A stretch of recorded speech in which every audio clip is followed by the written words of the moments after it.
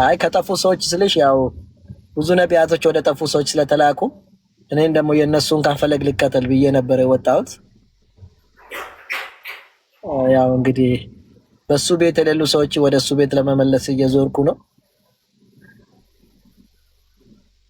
እሺ ነቢያቶቹ ድሮ በእግር እየሄዱ ነበር ሰውን ጥሪ የሚያደርጉላቸው። እኔ ደግሞ ያው ቴክኖሎጂ አይደለም ቤት ተቀምጬ መኪና ውስጥ ሆኜ ነው ጥሪ የማደርገውና የጠፉ ሰዎች ካሉ እንድመለሱ ነው።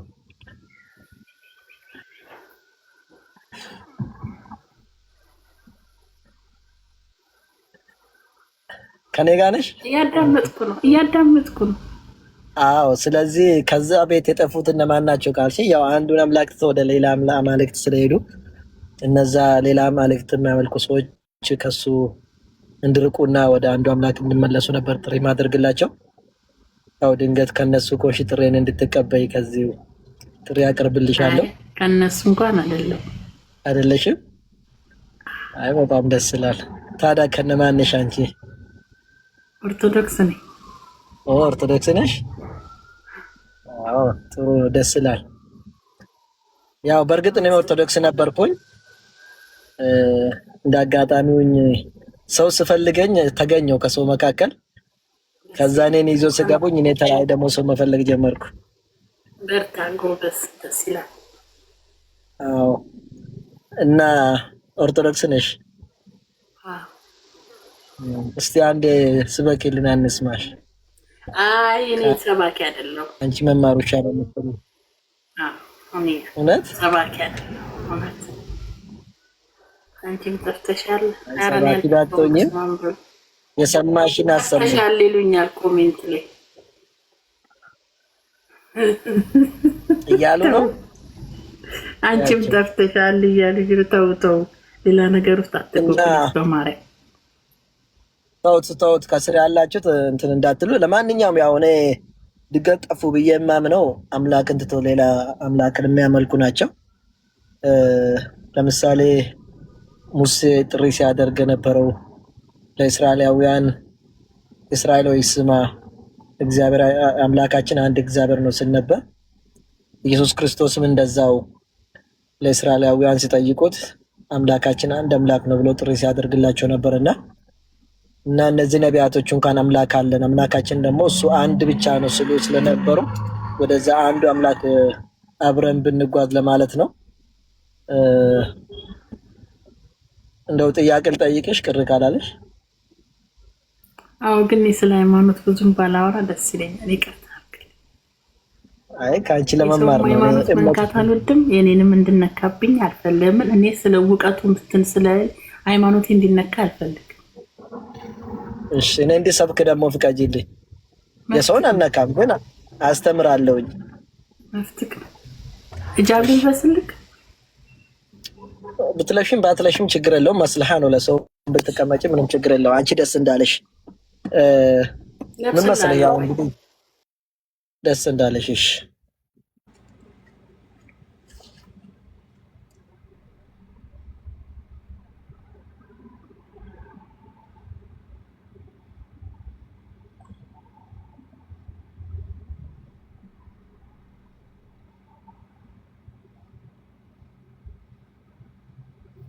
ቴንኪው አመሰግናለሁ ስላከበርሽኝ። እግዚአብሔር ያከብርሽና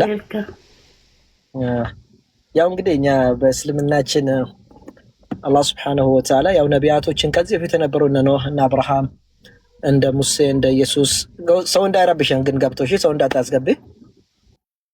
እኔም ሰው አላስገባም። ተስማማ? እነዛ ነቢያቶች ጥሪ ሲያደርጉ ነበርና በቁርአን ጥሪ ሲያደርጉ እናንተ ህዝቦች ሆይ እየደበደቧቸው እየገረፏቸው ከሀገር እያባረሯቸው ምን ይላሉ? ህዝቦች ሆይ ከአንዱ አምላክ ውጭ ሌላ አምላክ ከሌላችሁ ወይ ወደሱ ተመለሱ፣ እናንተ ወደሱ ከተመለሳችሁ እሱ ይቅር ይላችኋል ብሎ ጥሪ ሲያደርጉ ነበርና እነዛ ነቢያቶች ሲያደርጉ ነበሩም ነብዩ መሐመድ ሰለላሁ ዐለይሂ ወሰለም የመጨረሻ ነብይ ሲመጡ ምንድነው አሉ? እናንተ ህዝቦች ሆይ ቁሉ ላ ኢላሃ ኢላላህ ቱፍሊሑን። ዋርኒንግ እየሰጠኝ ነው። አይ ዶንት ኖ ለምን እንደሆነ አላውቅም። ያ ጀማዓ ኮፒ ሊንክ አድርጉ። ዋርኒንግ ሰጥቶኛል። ኮፒ ሊንክ አድርጉላችሁ። ኮፒ ሊንክ አድርጉላችሁ። ሁለተኛ እና እናንተ ሰዎች ሆይ ላኢላሃ ኢላላህ በእውነት መመለክ ከአላህ ውጭ ሌላ አምላክ የለም ብላችሁ መስክሩ ቱፍሊሑን ማለት እናንተ ስኬታማ ትሆናላችሁ ብሎ ነው ሰዎችን ጥሪ ሲያደርጉ ነበር 13 ዓመት ሙሉ ማለት ነው።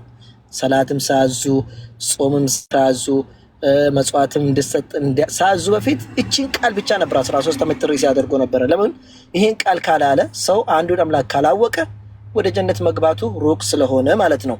ስለዚህ ዋና ይሄ ነውና ቤዚኩ አላህን በብቸኝነት እንዲገዙ ጥሪ ሲያደርጉላቸው ነበርና አላህ ደግሞ ለሙሐመድ ሰለላሁ ዐለይሂ ወሰለም ሰዎችን ከዛ በኋላ ጥሪ እንዲያደርጉ ደግሞ የሰጣቸው ነገር አለ። እሱ ምንድነው?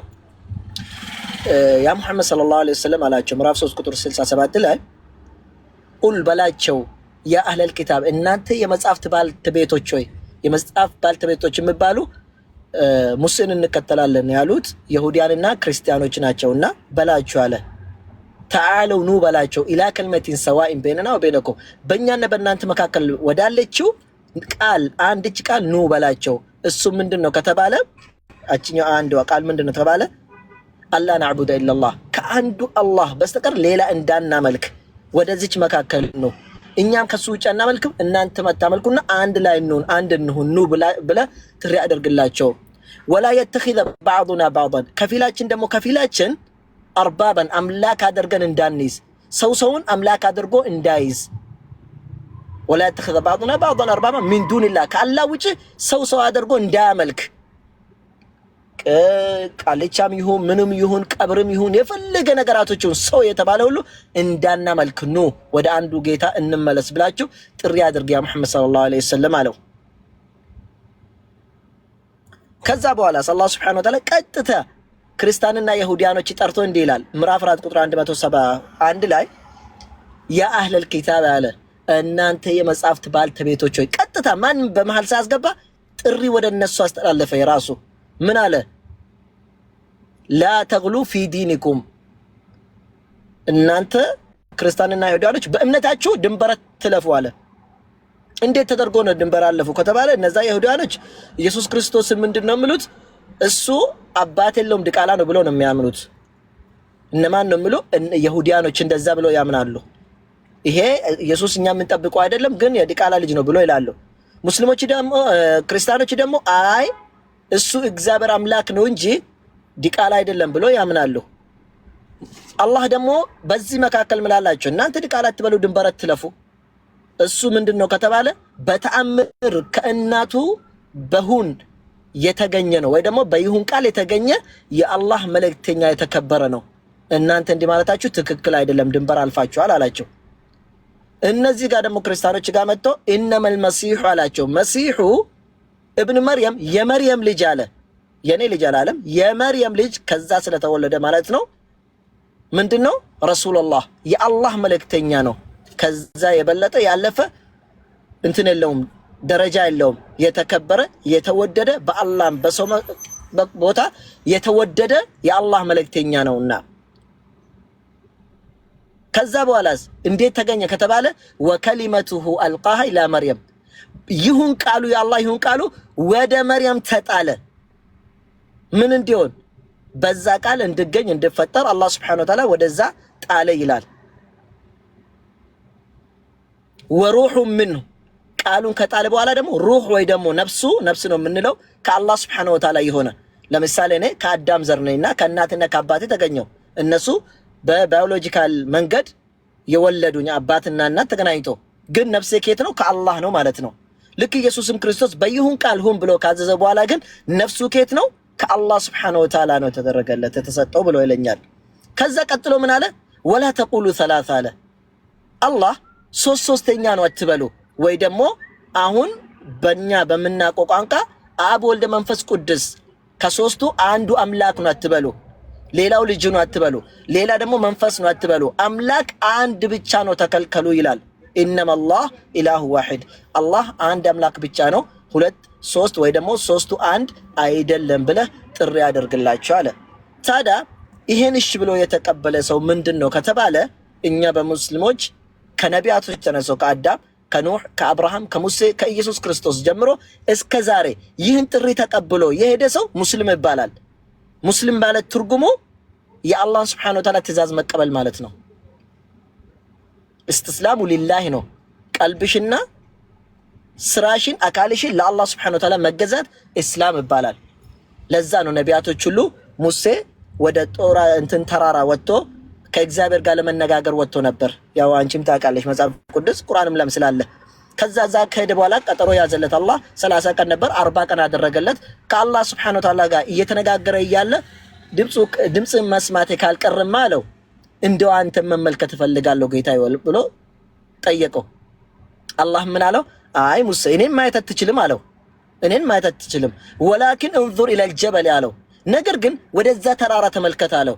فإن استقر مكانه ያ ተራራ በቦታ ላይ ከረጋ فسوف تراني ከዛ ታየኛለህ። ያ ተራራ ቦታ ላይ ረግቶ አንተ ስታይ ምቆይ ከሆነ ታየኛለህ። ስለዚህ ወደዛ ተመልከት አለው። ልክ ሙሴ ወደዛ ተራራ ዙሮ ለመመልከት ስል ተራራው ተንኮትክቶ ከዛ ጠፋ። አላህ መለኮቱን እዛ ላይ ሲያበራ ማለት ነው። ከዛ ሙሴ ምን አለ? ራሱን ስቶ ወደቀ። ስነቃ ምን አለ? فلما افاق قال اني تبت አለ። በቃ እኔ ወደ ጌታዬ ተመልሻለሁ ይቅርታ ብያለሁ አለ። አንተም አለው ማለት ትክክል አልነበርኩም መለኮት ስለማይታይ አምላክ ስለማይታይ። ከዛ በኋላ እኔ የመጀመሪያ አማኝ ነኝ አለ። የመጀመሪያ አማኝ ነኝ ስልኮ ከዛ በፊት ኑህና አብርሃም እኮ አማኝ ነበሩ፣ ግን ከህዝቦቹ መጀመሪያ አምላክ እንደማይታይ ማመን እኔ ነው አለ። ቀጠለና ምዕራፍ 10 ቁጥር 71 ላይ ብትመልከቺ ምን አለው? እናንተ ሙስሊሞች ከሆናችሁ አለው ለህዝቦቹ ወደ ፍርዓውን ሲሄዱ ማለት ነው። ፍርዓውንን ሲፈሩ ሙስሊሞች ከሆናችሁ ወደ አላህ ተመኩ አለ። ሙስሊም ከሆናችሁ ብሎ ነው አለ። ከዛ ኖህ ምን አለ? እናንተ ህዝቦች ሆይ ከአላህ በስተቀር ሌላ አምላክ የለም። እኔ ከናንተ ምንም እንደ አልፈልግም። ጥሪ ማደርግላችሁ ግን ከእሳት እንድትድኑ ነው አለና እንደዚሁም ደግሞ ከሙስሊሞች እንዲሆን ታዝዣለሁ አለ ነው። ኑህ ማለት እንግዲህ የመጀመሪያ መልእክተኛ በዚህ ዓለም ላይ ያለ እሱ ነው። አዳም ኑህ መልእክተኛ አልነበረም። ኑህ ማለት የመጀመሪያ መልእክተኛ ለዚህ ዓለም የተላከ ማለትም በዚህ ምድር ላይ የተላከ መልእክተኛ ነውና ከሙስሊሞች እንዲሆን ተልካለሁ ስል ለካ ከዚህ በፊት ሙስሊም ነበር ማለት ነው። እነማን? እነ ኢድሪስ፣ እነ ኢልያስ፣ እነ አዳም ሺሽ ልጆቹ ማለት ነው ሙስሊም ነበሩ ማለት ከነሱ እንዲሆን ታዝዣለሁ አለ። ታዲያ አሁን የትኛው ጋር ነው የኛ ቁም ነገር ስንል አብርሃም ጋር ነው። ክርስቲያኖች አብርሃም አባታችን ነው ይላሉ፣ ሙስሊሞችም አባታችን ነው ይላሉ፣ ይሁዳኖችም አባታችን ነው ይላሉ። የትም ቦታ ላይ ይወደዳል አብርሃም። እንደውም ኢየሱስ ክርስቶስ መጽሐፍ ቅዱስ ላይ ዮሐንስ ወንጌል ላይ ምን ይላል? እንደው አባታቸው አብርሃም ይህን አላደረገም ይላቸዋል ይሁዳኖች አባታችን ስለምለው፣ ክርስቲያኖችም አባታችን ነው ምለው። ታዲያ ይሁዳኖች እሱ የኛ ነው ይሁዲ ነው ይላሉ፣ ክርስቲያኖችም አይ እሱ ክርስቲያን ነው ከኛ ነው ይላሉ። አላህ ለነብዩ መሐመድ ቁርአን አወረደና መላላቸው ኢብራሂም አላቸው፣ ኢብራሂም ይሁዲም አይደለም ክርስቲያንም አይደለም አለ። ታዲያ ምንድነው ከተባለ ወላኪን ነገር ግን ካነ ሆኗል ሐኒፈን ቀጥተኛ መንገድ ላይ ሙስሊም ነበረ ነው ይላል። እንዴት ከተባለ ያዕቆብና አብርሃም ቁርአን ላይ ምዕራፍ 2 ቁጥር 163 ላይ እንዲህ ያሉ ለልጆቻቸው ልክ ስሞት ስሉ ምን አሉ? እናንተ ልጆቼ ሆይ ይላል ያዕቆብና አብርሃም እኔ ከሞትኩ በኋላ ማንን ትገዛላችሁ ብሎ ልጆቹን ይጠይቃል 12ቱን። ቃሉ ነዕቡዱ ኢላሀከ ወኢላሀ አባኢከ ኢብራሂም አሉ። እንዴ እኛ ካንተ አምላክና ከአባታችን አምላክ ውጪ ሌላ ማንን ነው የምናመልከው አሉ። ሌላ የምናመልከው የለንም፣ ኢላሃን ዋሂዳን አንዱ አምላክን ብቻ ነው የምናመልከው አሉ። ወነሕኑ ለሁ ሙስሊሙን እኛ ለሱ ሙስሊሞች ነን። ሙስሊሞች ነው ማለት ለሱ ታዛዦች ነን አሉ። ታዛዥ ለሱ ታዛዦች ነን። በአረብኛ ሙስሊም ማለት ታዛዥ ማለት ስለሆነ ማለት ነው። ለሱ ታዛዦች ነን። ስለዚህ እኛ ሙስሊሞች ነን ብሎ ልጆቹም ተናገሩ፣ አብርሃምም ተናገረ። እዚህም ሰለሞን ጋር ብንመጣም ሰለሞንም ምዕራፍ 27 ላይ እኔ ሙስሊም ነኝ በማለት ይናገራል። ነብዩ መሐመድ ሰለላሁ ዐለይሂ ወሰለም እኔ ሙስሊም ነኝ በማለት ይናገራል። የኢየሱስ ክርስቶስ ሐዋርያት ቁርአን ላይ ምዕራፍ 3 ቁጥር 52 ላይ ምን ይላሉ? ኢየሱስ እንዲህ ይላል ኢነላህ ረቢ ወረበኩም ፈዕቡዱ አላህ የሚባለው የኔ ጌታና የእናንተ አምላክ ነውና እሱን ተገዙ። ሀዛ ሲራጡ ሙስተቂም ይህ ቀጥተኛ መንገድ ነው አለ። ከዛ በኋላ ኢየሱስ ከተማሪዎቹ ከሐዋርያቶቹ ጠረጠራቸው። ሲጠረጥራቸው ምን አለ? ፈለማ አሐሰ ዒሳ ሚንሁም ልኩፍር ቃለ መን አንሳሪ ኢለላህ እነሱን በጠረጠረ ጊዜ ኢየሱስ ክርስቶስ ወይ ዒሳ ይላል እናንተ እቺን እምነትን ማን ነው እንትን የሚያደርገው አለ ቱምሳ ጎዳችሁ አፋን ኦሮሞ አይዶን ነው ማን ነው አንሳሪ ማለት ቱምሳ ጎዳ አይዶን ነው በአማርኛ አላውቅም ነስር ማን ነው የሚያደርገው ወይ ደግሞ በአማርኛ የምታውቁ ሰዎች ነገረኝ ያኒ ማን ነው ለዚህ እምነት የሚቆም ብሎ ጠየቃቸው ያው በመገባኝ ቋንቋ ልተረጉምልሽና ማን ነው ይሄን እምነት ጠበቃ የሚሆነው አሁን እንደ ጠበቃ ነገር ማን ነው ይሄን መከላከለው ማን ነው የሚከታተለው ጠበቃለ በቃ ለዚህ እምነት የሚቆመው ማን ነው ብሎ ሲጠይቃቸው ምን አሉ እኛን نحن انصار الله እኛንን ምንከላከለው ከዚህ እምነት አለው ወሽሃድ መስክርልን አለው ወሽሃድ باننا مسلمون እኛ ሙስሊሞች እንዳንገን ምስክር ሆነልን አለው እኛ እንከላከላለን ግን እኛ ሙስሊም እንደሆን አንተ መስክርልን አለው አስበሽዋል እንግዲህ የኢየሱስ ክርስቶስ ተማሪዎች ሙስሊም እንደሆን መስክርልን ስሉ እሱ ሙስሊም ስለሆነ ነው ኢየሱስ ሌላ እምነት ቢኖረው እንደዛ ይሉም ነበር ተማሪዎቹ ስለዚህ እሱ ሙስሊም ነበሩ ለዛ ነው እኛ ለአላህ ታዛዥ እንሆን አንዳንዶቹ ያው ጥሪ የሚያደርጉልን አለው ምን ብሎ ለእምነታችን ወይ ደግሞ ለኛ ብሎ የሞተ አምላክ አለና ወይ ደግሞ ሰው አለና ለኛ ብሎ የሞተ ወደሱ እንሂድ የሚባለው አላህ በቁርአኑ ሲነግረን ምን ይላል ምዕራፍ 29 ላይ ምን ይላል وقال الذين كفروا ይላል እነዛ የካዱት ወይ ክርስቲያኖች ይላል ከፈሩ ምን ነው ለክርስቲያኖች ነው ቁርአን የሚለው ይላሉ ለلذين امنوا ለነዛ አማኞች ይላሉ ምንድነው የሚለው ወልነህሚል خطاياكم እኛ የናንተን ኃጢያትን እንሸከማለን ለምሳሌ የነፍስ አባትም ሊሆን ይችላል እኛ ኃጢያታችሁን እንቀበላለን ኃጢያታችሁን ለኛ ተናገሩ ተናዘዙ ሊሉ ይችላሉ ያ በቁርአን ምንናን ኃጢያታችሁን እኛ እንሸከማለን ብሎ ለአማኞች ጥሪ ያደርጋሉ ነገር ግን ትክክል አይደለም ውሸት ነው የራሳቸውንም ኃጢያት መሸከም አልቻሉም እንዴት የናንተን ኃጢያት ይሸከማሉ ብሎ አላህ Subhanahu Wa Ta'ala ይነግረናል ማለት ነው ስለዚህ ሰው ሆኖ የሰው ኃጢያትን መሸከም የለም ሰው ሆኖ ለሰው ኃጢያት የሚሞት የለምና ለዛ በተአምር መንገር ነው ስለዚህ ወደ ኢየሱስ ክርስቶስ ሲመጣልሽ ቁርአን ላይ በተአምርና በታምቦታ ባለው መልኩ ነው የተወለደ ለምሳሌ ምዕራፍ 19 ላይ ማርያም ድንግል ነበረችና እነዛ ይሁዳኖች ጋር ነበረች ከዛ ከነዛ ይሁዳኖች ልክ እድሜዋ ሲደርስ ወይ ደግሞ የሐረበባ ለመጣበት ፕሬድም መጣበት ታይም ላይ ሲደርስ እዛ ቤተ መቅደስ ውስጥ መቀመጥ አይቻልምና አስወጣት ከዛ ስትወጣ ወደ ምስራቅ በኩል ሄደች ስትሄድ የሆነስ ድምጽ ሰማች መጣባት በቁርአን ነው የነገርኩሽ አለሁት ከዛ ልክ ሰው ተመስሎ መጣባት ይላል አላህ ያ መልአክ ሰው መስሎ መጣባት ከዛ ምን አለች አላህን ምትፈራ ከሆነ አርrahማንን ምትፈራ ከሆነ እንዳትቀርበኝ አለች ወንድ መስሏት ምክንያቱም እሷ ወንድን አይታ አታውቅም ወንድን ተገናኝታ አታውቅም ከቤት መቅደስ ወጣ አታውቅም አላህን አርrahማንን ምትፈራ ከሆነ እንዳትጠጋኝ ብላ ስትል انما انا رسول ربك ያላት እኔ እኮ የአምላክሽ መልእክተኛ ነኝ ወዳንቺ መጣሁት ለአህበለኪ ጉላማን ዘኪኛ ንጹህ የሆነ ልጅ ልሰጥሽ እኮ ነው መጣሁኝ አላት እንዲህ አለች ግራ ገባት قالت ان يكون لي ولد ለኔ እንዴት ልጅ ይሆንልኛል ወንድ ሳይነካኝ ወንድ አልነካኝም እንዴት ተደርጎ ልጅ አገኛለሁኝ አለች ወላም አኩ በግያ እንደዚሁ ደግሞ በየቦታው የሄድኩ በረንዳም ማድር ሴት አይደለም ከማንኛውም ወንድ ጋር መሄድ ሰው አይደለም እንዴት እንዲሆንልኛል ብላለችው ከዛ በኋላ ጌታሽ ይሄን ነገር ፈጽማለሁ እኔ ጋር ሆኗል ብሏል ይሄ ነገር ደግሞ ማድረግ ከፈለገ ይሆናል አላት እሷም እሺ ብላ ተቀበለች ምን ማድረግ አይችልም ከዛ በኋላ فحملته فانتبذت الى القران ተሸከመች ከዛ ወደ ሩቅ ቦታ ሄደች የት ነው ሄደችው አንድ ተምር ስር ሄደች እዛ ስር ሚጥ ያዛት ምን አለች ያ ለይተኒ ሙቱ قبل هذا وكنت نسيا منسيا አለች ከዚህ በፊት ሙቼ ቢሆን ምን አለበት ሚጥ እንግዲህ እንዴት እንደሚያደርግ ሴቶች ነው የሚያውቁና ይሄን ሳላይ በፊት ምን አለበት ሙቼ ስሜው እንኳን ተረስቶ ቢሆን አለች በጣም ጨንቋት ከዛ በኋላ የሆነ ተጣሪ ከግሯ ስር ጠራትና ምን አላት فناداها نادى ጠራትና አትዘኝ አላት ከግሮች ስር ውሃና የተለያዩ ነገር ተደርጎልሻል فكلي واشربي ጠጪና ቢ አላት فكلي واشربي وقري عينا ላንቺ ደስታ ይሁንልሽ فإما ترين አላት ግን እዚች ጋር አስተነቀቃት የሆነ ሰውን ብታገኝ አላት ሚነል በሸሪ ከሰው የሆነ ሰዎችን ብታገኘ እንዳታናግሪያቸው አለ አላህ ሱብሓነሁ ወተዓላ። ፈቁል ኢኒ ነዘርቱ ሊረሕማን ሶማ ለአርረሕማን ለአላህ እኔ ቃል ገብቻለሁ ለመጾም ብለሽው ንገራቸው አለ። ከዛ በኋላ ልጁን ተሸክማ እንዲያዝላ ወደ ይሁዲያኖች ሄደች። ደነገጡ።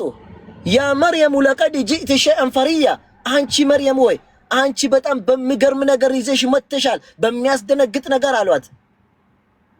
ማ ካነ አቡኪ ምራዕ ሶኢን ወማ ካነት እሙኪ በግይ አሉ። አባትሽ እኮ መጥፎ ሰው አልነበረም፣ እናትሽም እኮ እንደዚህ በረንዳ ላይ የምታድር ሴት አልነበረችም። አንቺ እንዲህ አይነት ልጅ ከየት አመጣሽ? ከሌላ ወንድ ወልደሽ ነው አሏት። እንዴት አድርገሽ ይሄን ትሰራለሽ አሏት። ከዛ በኋላ እሷ አትናገሪ ተብሏታል። እጇን ምን አደረገች? ፈአሻረት ላይ ወደ ልጁ ጣቷን ቀሰረችው። ከዛ ልጁ በአላህ ስብሐነሁ ወተዓላ ተአምር ተናገረ። ኢነማ ምን አለው? አብዱላሂ እኔ የአላህ ባራ ነኝ አለ። ተናገረ። ገና ሕፃን ሆኖ ታዝሎ እያለ ኢየሱስ በእስልምና ለመጀመሪያ ገና እንዲህ ታዝሎ እያለ ነው ተናገረ። ኢኒ አብዱላህ እኔ የአላህ ባራ ነኝ። አታኒ አልኪታቡ መጽሐፍንም ሰጠኝ። ወጀዐለኒ ነቢያ ነቢይንም አደረገኝ አለ። ከዛ በኋላ እነሱ ራሱ እንዴት ልጅ እናናግራለን? ይሄ መጥፎ ስራ ከሰራች በኋላ ልጅ አናግሪ ትናለች ስሉት እሱ ተናገረ። ከዛ በኋላ እነሱም ደነገጡ። ዒሳ አለይሂ ሰላም በዚህ መልኩ ተወለደ። በዚህ መልኩ ከተወለደ በኋላ ግን ልክ ሲያድግ 30 ዓመት ሲሆን ስራውን ጀመረ። ስራው ምንድነው? ልክ ምዕራፍ 3 ቁጥር 49 ላይ ቁርአን ላይ ወረሱለን ኢላ በኒ እስራኤል ለእስራኤላውያን ልጆች መልእክተኛ አድርጎ አላህ ሱብሓነሁ ወተዓላ ልኮኛል ብሎ ተናገረ። ከዛዝ አኒ ቀድ ጂእቱኩም ቢአየትን ሚን ረቢኩም አላቸው። እኔ እኮ ከጌታችሁ ዘንድ ብዙ ተአምራቶችን ይዤላችሁ መጣሁ አለ። ከነዛ መካከል ሲናገር ምን አለ? አኒ አኽሉቅ ለኩም ሚነ ጢኒ ከሀይአቲ ጠይሪ አለ። እኔ እኮ ከጭቃ ልክ የወፍን ቅርጽ ሰራላችኋለሁ አለ። ፈአንፉኹ ፊሂ ያቺን ጭቃ ላይ እፍልበታለሁ አለ።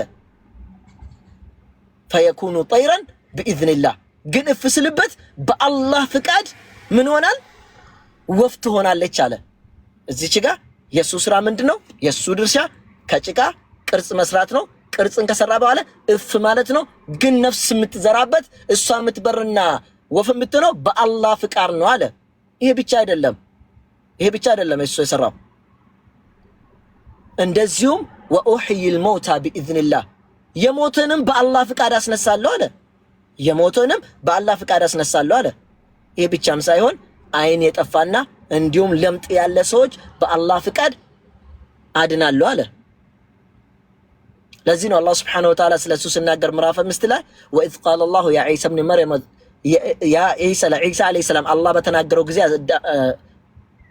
አስታውስ ይላል አላህ ሱብሓነሁ ወተዓላ ለሙሐመድ ሰለላሁ ዐለይሂ ወሰለም እኔ የዋልኩልህ ንዕማ ስውልልህ የሰጠውን ጸጋ ያ ጸጋ ምንድነው? በኔ ፍቃድ ሙታንን ስታስነሳ በነበረ፣ በኔ ፍቃድ ለምጥን ስታድን በነበረ፣ በኔ ፍቃድ የተለያዩ ታምራቶች ስታደርግ ነበርና ይህን አስታውስ ብሎ አላህ ሱብሓነሁ ወተዓላ ሲያናግረው አስታውስ ተባለው።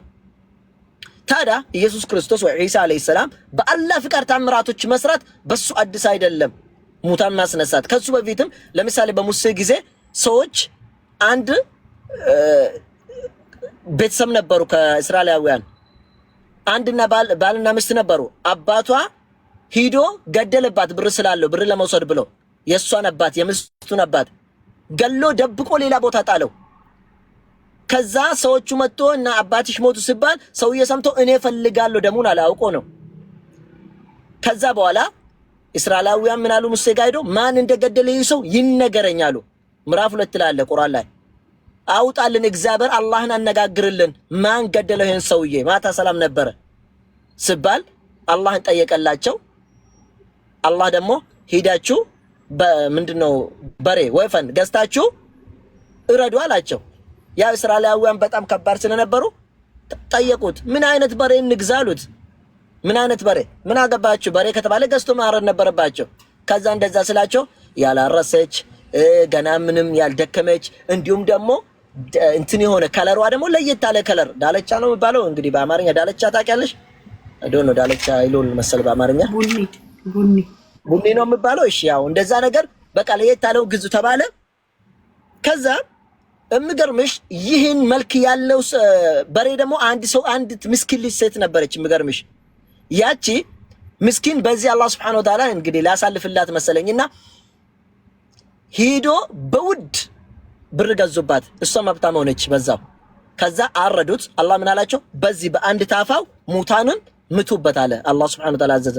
ሙታኑን ሲመቱበት ተነስቶ ማን ገደለ ብሎ ሙሳ ሲጠይቀው ይሄው የገደለኝ ይሄ ነው ብሎ የአባቷ የልጁን ባልን ጠቀመ። ከዛ ተመልሶ ሞተ ማለት ነው እውነቱን ተናግሮ። ሙታን ማስነሳት እንዲሁ መጽሐፍ ቅዱስ ላይ ኢልያስ ከዛ በፊት አንስቶ ነበር። ብሉይ ኪዳን ላይ ሙታንን አንስቶ ነበር። ኢልሲያም እንደዛው አንስቶ ነበር ሙታንን። እንደውም በኢየሱስ ክርስቶስ ያመኑ ከኔ የበለጠ ታምራቶችን ትሰራላችሁ ብሎ ዮሐንስ ወንጌል ላይ ኢየሱስ ክርስቶስ ነግሯቸዋል። ስለዚህ ብዙ ታምራቶች በአላህ Subhanahu Wa Ta'ala ፍቃድ ሰርቷል። ፍቃዱን ሰራ ግን በአላህ ፍቃድ ነው። ልክኛውን በሱ ፍቃድ አላደረገም ስንል ክርስቲያኖችም ያምናሉ። ለምሳሌ ዮሐንስ ወንጌል ምዕራፍ 5 ቁጥር 30 ላይ ኢየሱስ ክርስቶስ እኔ በራሴ አንዳችም ነገር ላደርገኝ አይቻለኝም አለ። እንደሰማው ፈርዳለሁ፣ ፍርዴም ቅን ነው። በቃ የሰማ ነው የሚያደርገው እንጂ በራሴ ምንም ማድረግ አልችልም አለ። ልክ አልዓዛርን ከሙታን ማስነሳት ሴት ሂዶ አልዓዛር ሞቷልና ብሎ ሲሉት ኢየሱስ ክርስቶስ ምን አለ? አይ አልሞተም ተኝቷል አላቸው። ከዛ ሄደ ወደሱ። ሲሄድ ገና አልዓዛርን ሳያስነሳ ምን አለ? እጁ ወደ ላይ አነሳና አባቴ ወይ ስለሰማኝ አመሰግናለሁ፣ ሁሌም እንደምሰማኝ አውቃለሁ። ነገር ግን ድምጽን ከፍ አድርገህ የምናገረው ከኔ ኋላ ያሉት አንተ እንደላከኝ እንዲያውቁ ነው እንጂ አለ። ሙታን ሳስነሳ አንተ እንደላከኝ እንዲያውቁ ግን አንተን አመሰግናለሁ አለ። እሱ ማመስገኑ በራሱ ፍቃድ እንዳነሳ አስነስቷል እንዳይሉ እሱ አመሰገነ አምላኩን። ሁሌም ትሰማኛለህ ዛሬ ብቻ አይደለም አለው። ስለዚህ እንዲህ አለና ተነሳ አለው። ለማን? ለአልዓዛር ተነሳ። ያ ማለት እግዚአብሔርን ለምኖ ወይ ደግሞ አምላኩን ለምኖ አስነሳ ማለት ነው። ስለዚህ አላህ Subhanahu Wa Ta'ala ልክ በቁርአን ኢየሱስ ክርስቶስ አላህ አለ እንዳለ አምላክ አለው እንዳለን ሁሉ መጽሐፍ ቅዱስ ላይ ዮሐንስ ወንጌል ምዕራፍ ቁጥር 17 ላይ ምን ይላል? ኢየሱስ ክርስቶስ ልክ ከሙታን ተነስቷል ብሎ ሲታሰብ ልትነካው ሄደች። መቅደላዊት ማርያም ትባላለች። ከዛ አትንክኝ አላት። ገና ሂጂና ወንድሞቼ ገና ወደ አባቴና ወደ አባታችሁ ወደ አምላኬና ወደ አምላካችሁ አላረኩምና ብለሽ ንገሪያቸው አላት። ወደ ማን? ወደ አባቴና ወደ አባታችሁ ወደ አምላኬና ወደ አምላካችሁ። ያው ኢየሱስ ክርስቶስ ያው እኛ እንደምንል አምላክ አለው ማለት ነው በመጽሐፍ ቅዱስ። ታዲያ ኢየሱስ ክርስቶስ ስልጣንና እንትን ተሰጥቶት ነበር። አዎ ተሰጥቶት ነበር፣ ችግር የለውም። ኢየሱስ ክርስቶስ ሕይወት ነው፣ ያድናል። ከሱ ውጪ ወደ አባት የሚሄድ የለም። ትክክል ነው። በታይሙ በሰዓቱ ኢየሱስ ክርስቶስ ለእስራኤላውያን ተልኳል። ዮሐንስ ወንጌል ምዕራፍ 14 ቁጥር 6 ላይ ሕይወትም መንገድም እኔ ነኝ፣ ከኔ ውጪ ወደ አባት የሚሄድ የለም አለ። እኛ ሙስሊሞች በዚህ ላይ ቅሬታ የለንም። ኢየሱስ ክርስቶስ እውነት ነኝ አለ። አዎ እውነትን ይዞ ለእስራኤላውያን ሰዎች ሲነግራቸው ነበር። ራሱ ነግሮናል። ዮሐንስ ወንጌል ምዕራፍ 8 ቁጥር 40 ላይ ምን አለ? እኔ ከአምላክ ይዤ የመጣሁላችሁን እውነተኛን መልእክት ልትገሉን ትፈልጋላችሁ አለ። ከአምላክ ምን ይዤ መጣሁ? እውነትን ይዤ መጣሁ ሰው ልትገሉን ትፈልጋላችሁ አለ። አባታችሁ አብርሃም እንኳን ይሄን አላደረገም አለ ኢየሱስ ክርስቶስ። አዎ ኢየሱስ ክርስቶስ እውነት ነው፣ ውሸት ተናግሮ አያውቅም። እውነት ነው ሲባል እውነት ነው፣ እውነት ይዞ ስለሚመጣ ነው ምለው። ግን አንዱን ብቻ አምላክ አይደለም።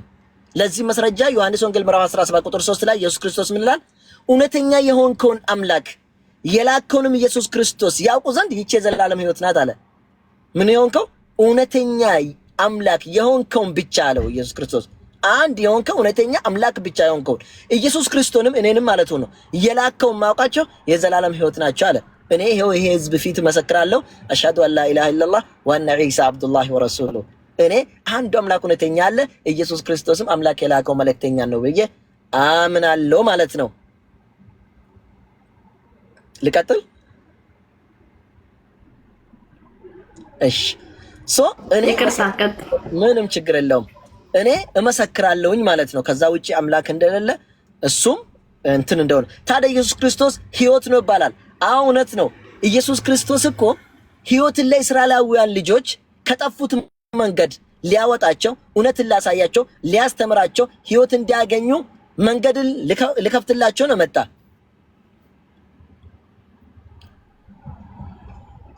አለሽ አጀማ ትመለስ።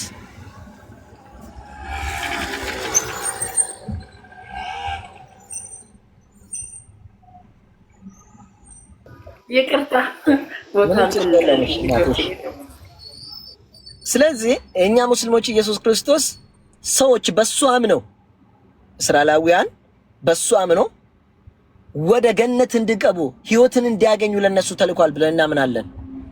ራሱ ህይወት ሳይሆን ህይወት እንዲያገኙ መንገድ ያሳያቸው ነበር። ለዛ እኮ ነው መንገድም ህይወትም እኔ ነኝ ስለነበረ እነዛ እስራኤላውያን መንገድ ሲያሳያቸው የሱ መንገድ ከተከተሉ ወደ አባት ወይ ወደ ጀነት ማለት ነው። አባት ማለት ወደ አምላኩ ይሄዳሉ እንጂ ኢየሱስ ክርስቶስ ህይወት ነው ማለት የህይወት ምንጭ ነው ማለት አይደለም። ለምን ከተባለ ለኢየሱስ ክርስቶስ እንኳን ህይወት የሰጠው አምላክ ነው። መጽሐፍ ቅዱስ ላይ ምን ይላል? ዮሐንስ ወንጌል ምዕራፍ 5 ቁጥር 26 ላይ ምን አለ? አባት ራሱ የህይወት ምንጭ እንደሆነ ልጁም ህይወት እንዲያገኝ ሰጠው ይላል። ህይወት የሰጠው ማን ነው? አምላክ ነው የሰጠው ለኢየሱስ ክርስቶስ። ስለዚህ እኔ ህይወት ነኝ ስል ያ መንገድን ለሰዎች አሳይቶ ወደ ገነት እንዲገቡ ነው። እኛ ደግሞ ከዚህ ምንም እንትን የለንም። ስለዚህ ግን ህይወት የሚያገኘው እነማን ናቸው ከተባሉ ግን እስራኤላውያን ነው። እኛን አይመለከትም። ለምን? ኢየሱስ ክርስቶስ ራሱ በአፉ በምላሱ ሲናገር ምን አለ? ማቴዎስ ወንጌል ምዕራፍ 15 ቁጥር 24 ላይ እኔ ከእስራኤላውያን ለጠፉት በጎች እንጂ አልተላኩም አለ። አሃ ለእስራኤላውያን ብቻ ነው ተላከ? አዎ እንደሁም ሁላቸውም እስራኤል ሙሉ ሳይሆን ከዛ ለጠፉት ብቻ ነው አለ። ያ ማለት በሰዓቱ ያልጠፉ ሰዎች አሉ ማለት ነው። ከእስራኤላውያን የሙሴ ተከታይ የነበሩ ጥሩ ትክክለኛ መንገድ ላይ የነበሩ ሰዎች ነበሩ ማለት ነው። ግን ከዛ ለጠፉ ሰዎች ብቻ ነው ተላኩ ስል ለእስራኤላውያን እንኳን ለሁላቸውም አልተላከም ማለት ነው። እንደዚህ ብለን ነው እኛ ሙስሊሞች የምናምነው። ስለዚህ እስራኤላውያን ብቻ ነው ለሱ የተላከ ወይ ደግሞ እሱ የተላከላቸው ለነሱ ብቻ ነው። ለዚህ ነው የሐዋርያት ሥራ ምዕራፍ 5 ቁጥር 30 እስከ 35 ብታነብ ምን ይላል? ለእስራኤላውያን ኃጢአት ያስተሰርይ ዘንድ ከአባቱ ቀኝ ተቀመጠ ይላል። ለማን? ለእስራኤላውያን፣ ለእኛ ሳይሆን ለእስራኤላውያን። ስለዚህ ለነሱ ሊያስተሰርይ ከመጣ ለነሱ ብሎ የአባቱን ቀኝ ከተቀመጠ እኛ አይመለከተንም ማለት ነው። ለዛ ነው እኛ ሙስሊሞች ምናምነው ነብይም ሆኖ እውነተኛ መሆኑ ታምረኛ መሆኑ በተለየ መንገድ የተወለደ እንዲሁም ደግሞ በሙሴ ቀጥለው ሁለተኛ ላይ ስሙ ተጠቀሰ በቁርአን እሱ ነብይ ብቻ እንደሆነ ትልቅ ደረጃኛ ጋር እንዳለ እንደምናከብረውና እንደምንወደው እንመሰክራለን። ከአላህ ዘንድም ተልኮ መጣ። ያም ሆነ ግን ከአላህ የተላከው ነብይ ጥሩ ደረጃ ነው ያለው። ግን ከአላህ መላኩ ነው እንጂ ምናምነው እኛ ነብይ ነን ለኛ ነው ተላክ ብላ እናምንም። ይዞ መጣም መጽሐፍ አለ እሱ ሲያስተምራቸው መጽሐፍም አዎ ከአምላክ ዘንድ ይዞ መጥቷል እንላለን። ግን በመጽሐፉ አይደለም ምናምነው፣ መጽሐፉን አይደለም የምንከተለው። ለምን? ልክ የብሉይ ኪዳንን እንደማይከተሉ የብሉይ ኪዳንን አይከተሉም አዲስ ኪዳኖች። ምክንያቱም ከሙሴ በኋላ ኢየሱስ ክርስቶስ ሕግን ይዞ ስለመጣላቸው ማለት ነው። ሙሴም ደግሞ ከሱ በፊት እንደነበሩ የአብርሃምን አይከተልም ነበር፣ የራሱ ሕግ አለው። ለዛ ነው እኛም ሙስሊሞች የራሳችን ሕግ ነብዩ መሐመድ ሰለላሁ ዐለይሂ ወሰለም የተሰጣቸውን ሕግ የምንከተለው። ደግሞ የምንከተለው ለምንድን ነው?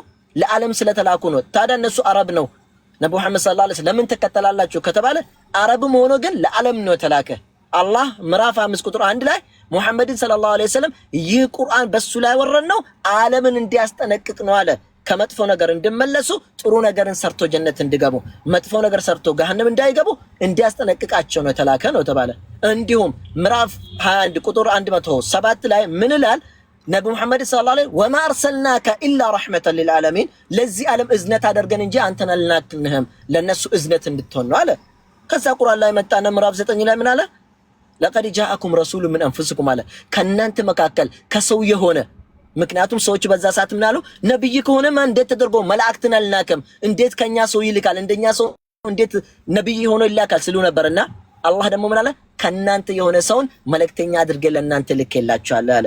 ከዛስ አዚዙን ዐለይሂ ማ አንቱም የእናንተ አስፈጻሚ መጥፎ ስራ የምትሰሩት የእናንተ ኃጢአት ለሱ ከባድ ሆነ፣ ለሱ ሸክም የሆነ ለእናንተ የምጨነቅና ለእናንተ አዛኝ የሆነው ነብይ ከመካከላችሁ ላክን ይላል። ታዲያ እንደዛ ከሆነ አይ ለኛ ብሎ የሞት አለ ለወንጀላችን ማንም ተጠያቂ አይደለም የሚጠየቅልን አለ ከተባለ እኔና አንቺ የሰራነው ወንጀል ምን አለ? ድንገት አድገን እድሜያችን ሲደርስ እኛ ሙስሊሞች ተወልደን ለአቅመ አዳም ስንደርስ፣ አቅመ አዳም እንግዲህ በእድሜ አይወሰንም። በነገራችን ላይ ሴት ለሴትነቷ ለመድረሱ የተለያየ ምልክቶች አሉ። ወንድም እንደዛው ድምጽ መቀየር፣ ጽም ማውጣት፣ ምን የተለያዩ ነገራቶች አሉ። አልነግርሽም ምን ታውቂያለሽና ለዛ እድሜ ሲደርስ ተጠያቂ ሆናል ለሚያጠፋ። ከዛ በፊት ግን ምንም አያውቅም ሕፃን ነው ተብሎ ነው እኛ ጋር የምታሰበው። እስከ 12ም ሊሆን ይችላል 15 እድሜ ሊሆን ይችላል። ላጠፋሽ አትጠየቅም አንቺ፣ እኔም ላጠፋሁት አልጠየቅም። ነገር ግን 15 እድሜ ሞልቼ እየተነገረኝ ተምሬ ሳጠፋ ለወንጀሌ እኔ ራሴው እጠየቃለሁኝ። አላህ በቁርአን ላይ ምን ይላል? ወላ ተዝሩ ዋዝረቱን ወዝረ ኡኽራ ይላል። ለአንድች ነፍስ ሌላ ነፍስ ተጠያቂ አትሆንም ብሎ ይላል አላህ ሱብሓነሁ ወተዓላ። አንቺ በሰራሽው እኔ አልጠየቅም፣ እኔ በሰራው አንቺ አትጠየቅም፣ እኔ በሰራው አባቴ አይጠየቅም፣ አባቴ በሰራው ወንጀል እኔ አልጠየቅም። በዚህ ዓለም ላይ ህግ እንኳን እኔን አይቀጣኝም አባቴ በሰራው። ለዚህ ነው ሕዝቅኤል ትንቢተ ሕዝቅኤል ምዕራፍ 18 ቁጥር 18 እስከ 20 ላይ ብንመለከት ምን ይላል? ራሷ ኃጢአት የሰራች ነፍስ ራሷ ትገደል አለ። አባት ስለ ልጅ ልጅም ስለ ልጅ አይጠየቅ ይላል መጽሐፍ ቅዱስ። ታዲያ እኔና አንቺ ምን አደርገን ነው ለኛ ሰው የምሞተው? ምን አደርገን ነው? ምን አጠፍተን ነው? አይ ከአዳም የሰራ ነው ኃጢአት ነው። አዳም ምን ሰራ? አይ አትብላ የተባለውን ፍሬ በልቷል። ታዲያ እኔ ብላ ብዬዋለሁ? አላልኩትም። እሺ አንቺስ ከነሱ ጋር ተባብረሽ በልተሻል? አልበላሽም። እሺ አይተሽ ደግሞ ተው ይሄ እግዚአብሔር ቆጣል ማለት እምቢ ብለሻል? በሰዓቱ ነበርሽ? አልነበርሽም። ታዲያ ባልነበርኩ ሰዓት በሱ ኃጢአት ትጠየቃለህ ማለት አምላክ እኔ ባላየውና ባልሰማው እንዴት ይጠይቀኛል? እንዴት ውርስ ኃጢአት ይሆናል? እንዴት ወርሳለሁ የሱን ኃጢአት? ባላየው ባልሰማው እንዴት አምላክ ይጠይቀኛል? ለዚህ ነው ቁርአን ይህ ነገር በትክክል ምን ያደርጋል? ያወግዘዋል ማለት ነው። በሰራችሁ ወንጀል ብቻ ነው የምትጠየቁ፣ በሌላ አትጠየቁ ምንላል። ስለዚህ ለኛ ብሎ ሞቷል ብሎ ዛሬ እንደፈለጉ መሆን፣ ለኛ ብሎ ሞቷል እኛ እንጠየቅም ማለት አይደለም። እኛ በሰራነው ስራ ምን እንሆናለን? ጀነት እንገባለን። ልክ የሆነ ምገርማ አንድ ጥቅስ አለና መጽሐፍ ቅዱስ ላይ ማቴዎስ ወንጌል ምዕራፍ 7 ቁጥር 21 ላይ እንዲህ ይላል፣ የአባቴን ፍቃድ በሰማይ ያለው የአባቴን ፍቃድ የሚያደርግ እንጂ ጌታ ሆይ ጌታ ሆይ የሚለኝ ሁሉ መንግስተ ሰማያት አይወርስም ይላል። ያን ትንሣኤ ዕለት ይላል በአንተ ጌታ ሆይ በአንተ ፍቃድ ታምራቶችን አላደረግንም፣ በአንተ ፍቃድ አጋንንትን አላወጣንም ይሉኛል። እኔም ከቶ አላቃቸውም፣ እናንተ አመፀኞች ከኔ ራቁላችኋለሁ አለ። እንዴ ዛሬ ሆ በየቦታው ተቀምጦ በኢየሱስ ክርስቶስ ስም ሙታ አንስተናል እያሉን ነው። በሱ ብዙ ታምራቶች እያደረግን ነው እያሉ ነው። ታዲያ ለምን አላቃቸውም ይላል? ምክንያቱም ራሳቸውን የሚያደርጉ እንጂ አባቱ የሚፈልግ ፍቃድ አላደረጉም ማለት ነው። ያ አባቱ የሚፈልግ ፍቃድ ምንድነው? ከሱ ውጪ አምላክ እንደሌለ እሱን እንዲያመልኩ የላከውንም ኢየሱስ ክርስቶስን መልእክተኛውን ተቀብሎ እሱ ያለውን ስራ መከተልና መስራት ነው። ጳውሎስ ኤፌሶን ምዕራፍ 4 ላይ ብትመለከቺ ቁጥር 6 ላይ ምን ይላል? ማንንም ሰው በዚህ ዓለም አባት እንዳትበሉ፣ አባታችን በሰማይ ያለው አንዱ አምላክ ነው አለ። ቤት አለው በሰማይ ያለው አንዱ አምላክ ነው። ታዲያ አንዱ አምላክ እሱ ብቻ አምላክ ከሆነ ሌላ አምላክን አምላክ ብለነው አንገዛም። አንዱ አምላክ ብቻ ነው የምንገዛኛ ሙስሊሞች። ስለዚህ አላህ Subhanahu Wa Ta'ala ቁርአን ላይ ምን ይላል? አምላክ አይሞትም፣ አይደክምም፣ አይተኛም። ወተወከል አለል ሐይ الذي لا يموت ይላል። ኮፒ ሊንክ አድርጉ። አሁንም እያሳየኝ ነው። ፕሊስ ባካችሁን ኮፒ ሊንክ አድርጉ። አንዴ ኮፒ ሊንክ አድርጉለት ለሱ አንዴ ፕሊስ ሁላችሁ ፕሊስ። አሁን እጄን እንደዚህ ነው የማደርገው። እስቲ አሁን እጄን ላንቀሳቅስ። እጄን አታንቀሳቅስ። ለዛ ይሆናል። ደግሞ 3 ቀን ነው የምቀጣኝ። ከቀጣኝ ከባድ እያስፈራራህ ይመስላችሁ ነው። ትክክል ነው። ኮፒ ሊንክ አድርጉ ይዱና ፕሊስ ሁላችሁ። አላህ Subhanahu Wa Ta'ala ምዕራፍ 5 ላይ ምን ይላል? በዛ በማይሞተው አምላክ ዘላለማዊ የምኖረው አምላክ ምን ሆኖ ይላል? ተመኩ ይለናል። ተመኩ። ታዲያ አላህ Subhanahu Wa Ta'ala ይበላል ወይ ይጠጣል ወይ ምናምን ብለን ብንጠይቅ ራሳችን መልስ ይሰጠናል አላህ Subhanahu Wa Ta'ala። እንዴት ብሎ ምዕራፍ 2 ቁጥር 256 ላይ ከ55 ተነስተን አላሁ ይላል። አላህ ማለት እኮ አልሐዩል ቀዩም ዘላለማዊ የምኖር ነው። ሞቶ የምነሳ አይደለም። አንዴ ከሞተ ሞተ ይባላል፣ ዘላለማዊ አይባልም። ምክንያቱም ከህይወቱ አንድ ቀን ይሁን 2 ቀን 3 ቀን ይሁን ሞቷልና ዘላለማዊ ልትያቸም የማይሞትና ዘላለማዊ ህይወት ያለው ሰው ዘላለማዊ ነው ይባላል። ሞቶ ከተነሳ ወይ ተኝቶ ከተነሳ ዘላለማዊ ኖር አይባልም። እኔ ተኝቼ ስነሳ እኔ የምተኛው ከሞት እኩል ነው ማለት ነው። ስለዚህ አላህ Subhanahu Wa Ta'ala ዘላለማዊ ራሱን ችሎ የሚኖር ነውና لا تأخذه سنة ولا نوم እንቅልፍም ሆነ መንገላጀት እሱን አይዝም፣ አይተኛም፣ አንቀላፋም። በሰማይና በምድር ውስጥ ያለ ሁሉ ንግስት ግን የሱ ነው ይለናል። ታዲያ አላህ Subhanahu Wa Ta'ala እንደዚሁም አይደክመውም። ለምሳሌ የተለያዩ መጽሐፍቶች ላይ ብትመለከች እግዚአብሔር ሰማይና ምድርና በመካከላቸውን ከፈጠረ በኋላ በሰባተኛው ቀን አረፈ ይላል ምዕራፍ 6 ቁጥር 6 ላይ ብንመለከት ዘፍጥረት ማለት ነው። አላህ ግን ምን ይላል ቁርአን ላይ ምዕራፍ 50 ቁጥር 38 ላይ ወለቀድ ኸለቅነ ሰማዋት ወልአርድ ወማ በይነሁማ ፊ ሲተቲ አያም ወማ መሰና ሚን ሉጉብ ይላል። ሰማይና ምድርና በመካከላቸው ያለውን በ6 ቀን ፈጠርን፣ ግን ምንም ድካም አላገኘኝም ይላል። ዋው ማሻአላህ። ታዲያ ይበላል ይጠጣል? አይ አላህ Subhanahu Wa Ta'ala ምን አለ? ጅንም ሆነ አጋንንትም ሆነ ሰውን የፈጠርኩት እኔን እንድገዙኝ ብቻ ነው አለ። ማንን? ጅንም ሆነ ሰውን የፈጠርኩት እንድገዙኝ ብቻ ነው፣ ሌላ ዓላማ የለም። እሱ እኛን የፈጠረን ማ ኡሪዱ منهم من رزق እኔን እንዲመግቡኝም አልፈልግም አለ። ስሳይ ከነሱ አልፈልግም፣ እንዲያበሉኝም እንዲያጠጡኝም አልፈልግም አለ። ኢነ አላህ ወረዛቁ ዙል ቁወቲል መቲን አላህ እኮ ስሳይ ለጋሽና የሚያበላና የሚያጠጣ ጌታ ነው ይለናል። ታዲያ አላህ Subhanahu Wa Ta'ala እንደዚህ ከሆነ እኛ የምናመልከው የማይሞት የማይበላ የማይጠጣ ደግሞም እቺን ብቻ ጠቅሼልሽ ጥያቄ ካለች ጠይቅኛለሽ። ምዕራፍ 112 ቁጥር 1 እስከ 4 ላይ ምን ይላል? ኦኬ አጠይቅም፣ እሺ ችግር የለውም። ካጠየቅሽ እቀጥላለሁ። ትምህርቴ ከደበረሽ ንገርኛ፣ አቆማለሁኝ። በቃ እንደዛ ከሆነ እሺ። ምን ይላል? በል ያ ሙሐመድ ሰለላሁ ዐለይሂ ወሰለም ይላል አላሁ አሐድ አላህ አንድ ነው፣ ሁለት የለም፣ ሶስት የለም፣ አንድ ብቻ ነው።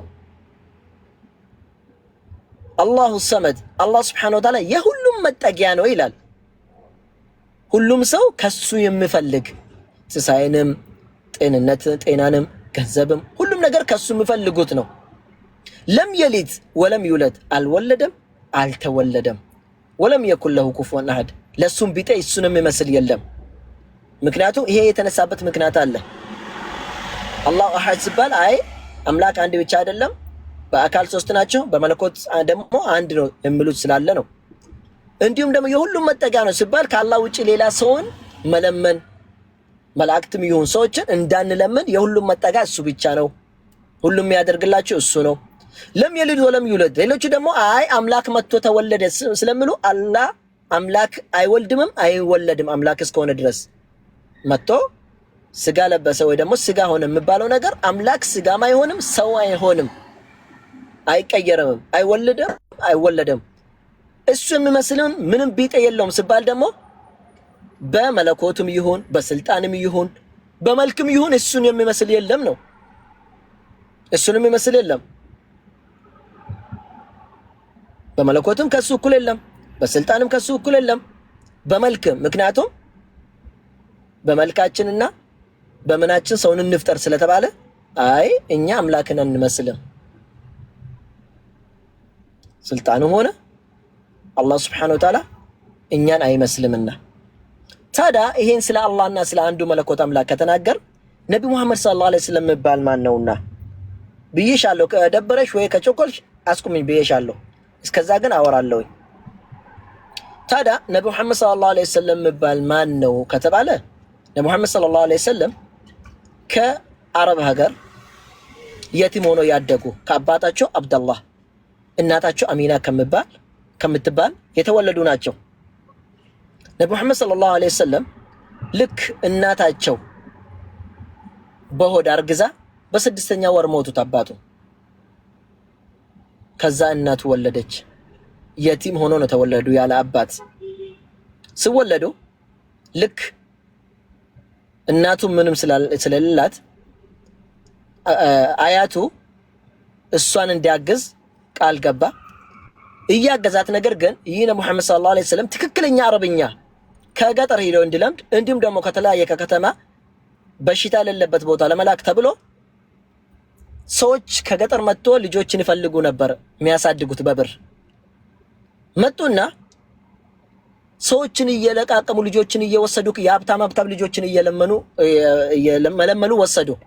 ልክ የቀረማን ነው ነብዩ መሐመድ ሰለላሁ ዐለይሂ ወሰለም አባት የለውም ምስኪን ነው። በቃ እንዴት አድርገን እንወስደዋለን ምንም ምከፍልልን ሰው የለም ብለው ሁሉም ትተው ሄዱ። በቃ አንዷ ምንም አማራጭ ስታጣ ባዶ እጄን አልገባም ብላ ነብዩ መሐመድ ሰለላሁ ዐለይሂ ወሰለም ወሰደች። ይቺ ሴትዮዋ ከባሏ ጋር ስትመጣ ህልመት ሳዕድያ ትባላለችና ስትመጣ አህያውም በጣም መንገድ አልሄድም ብላ ደካማ ነበረች። ልጇም ደግሞ ወተት አልወጣም ብሎ በጣም ስትሰቃይ ነበረች። እና ልክ ነብዩ መሐመድ ሰለላሁ ዐለይሂ ወሰለም ሂዛ ወደዛ ስትመለስ አህያውም እየሮጠች ወደ ቤቷ ገሰግሳ ሄደች። ቤት ስትደርስ ጡቷም እንትን ማውጣት ጀመረ፣ ወተት ማውጣት ጀመረ። አዎ ከቤት የነበሩ እንትኖች የተለያዩ ምንድነው የሚባሉት በጎችና ምናምኖችም ወተት ማውጣት ጀመሩ። ታምር ማየት ጀመረች። ከዛ በኋላ በእንዲህ እንዳለች አንድ ጊዜ ነብዩ መሐመድ ሰለላሁ ዐለይሂ ወሰለም ወጥተው ውጭ ላይ እየተጫወቱ ነበር። እየተጫወቱ መላእክቶች መጥቶ ኦፕሬሽን አደረጉት፣ ቀዶ ጠገና ልቡን።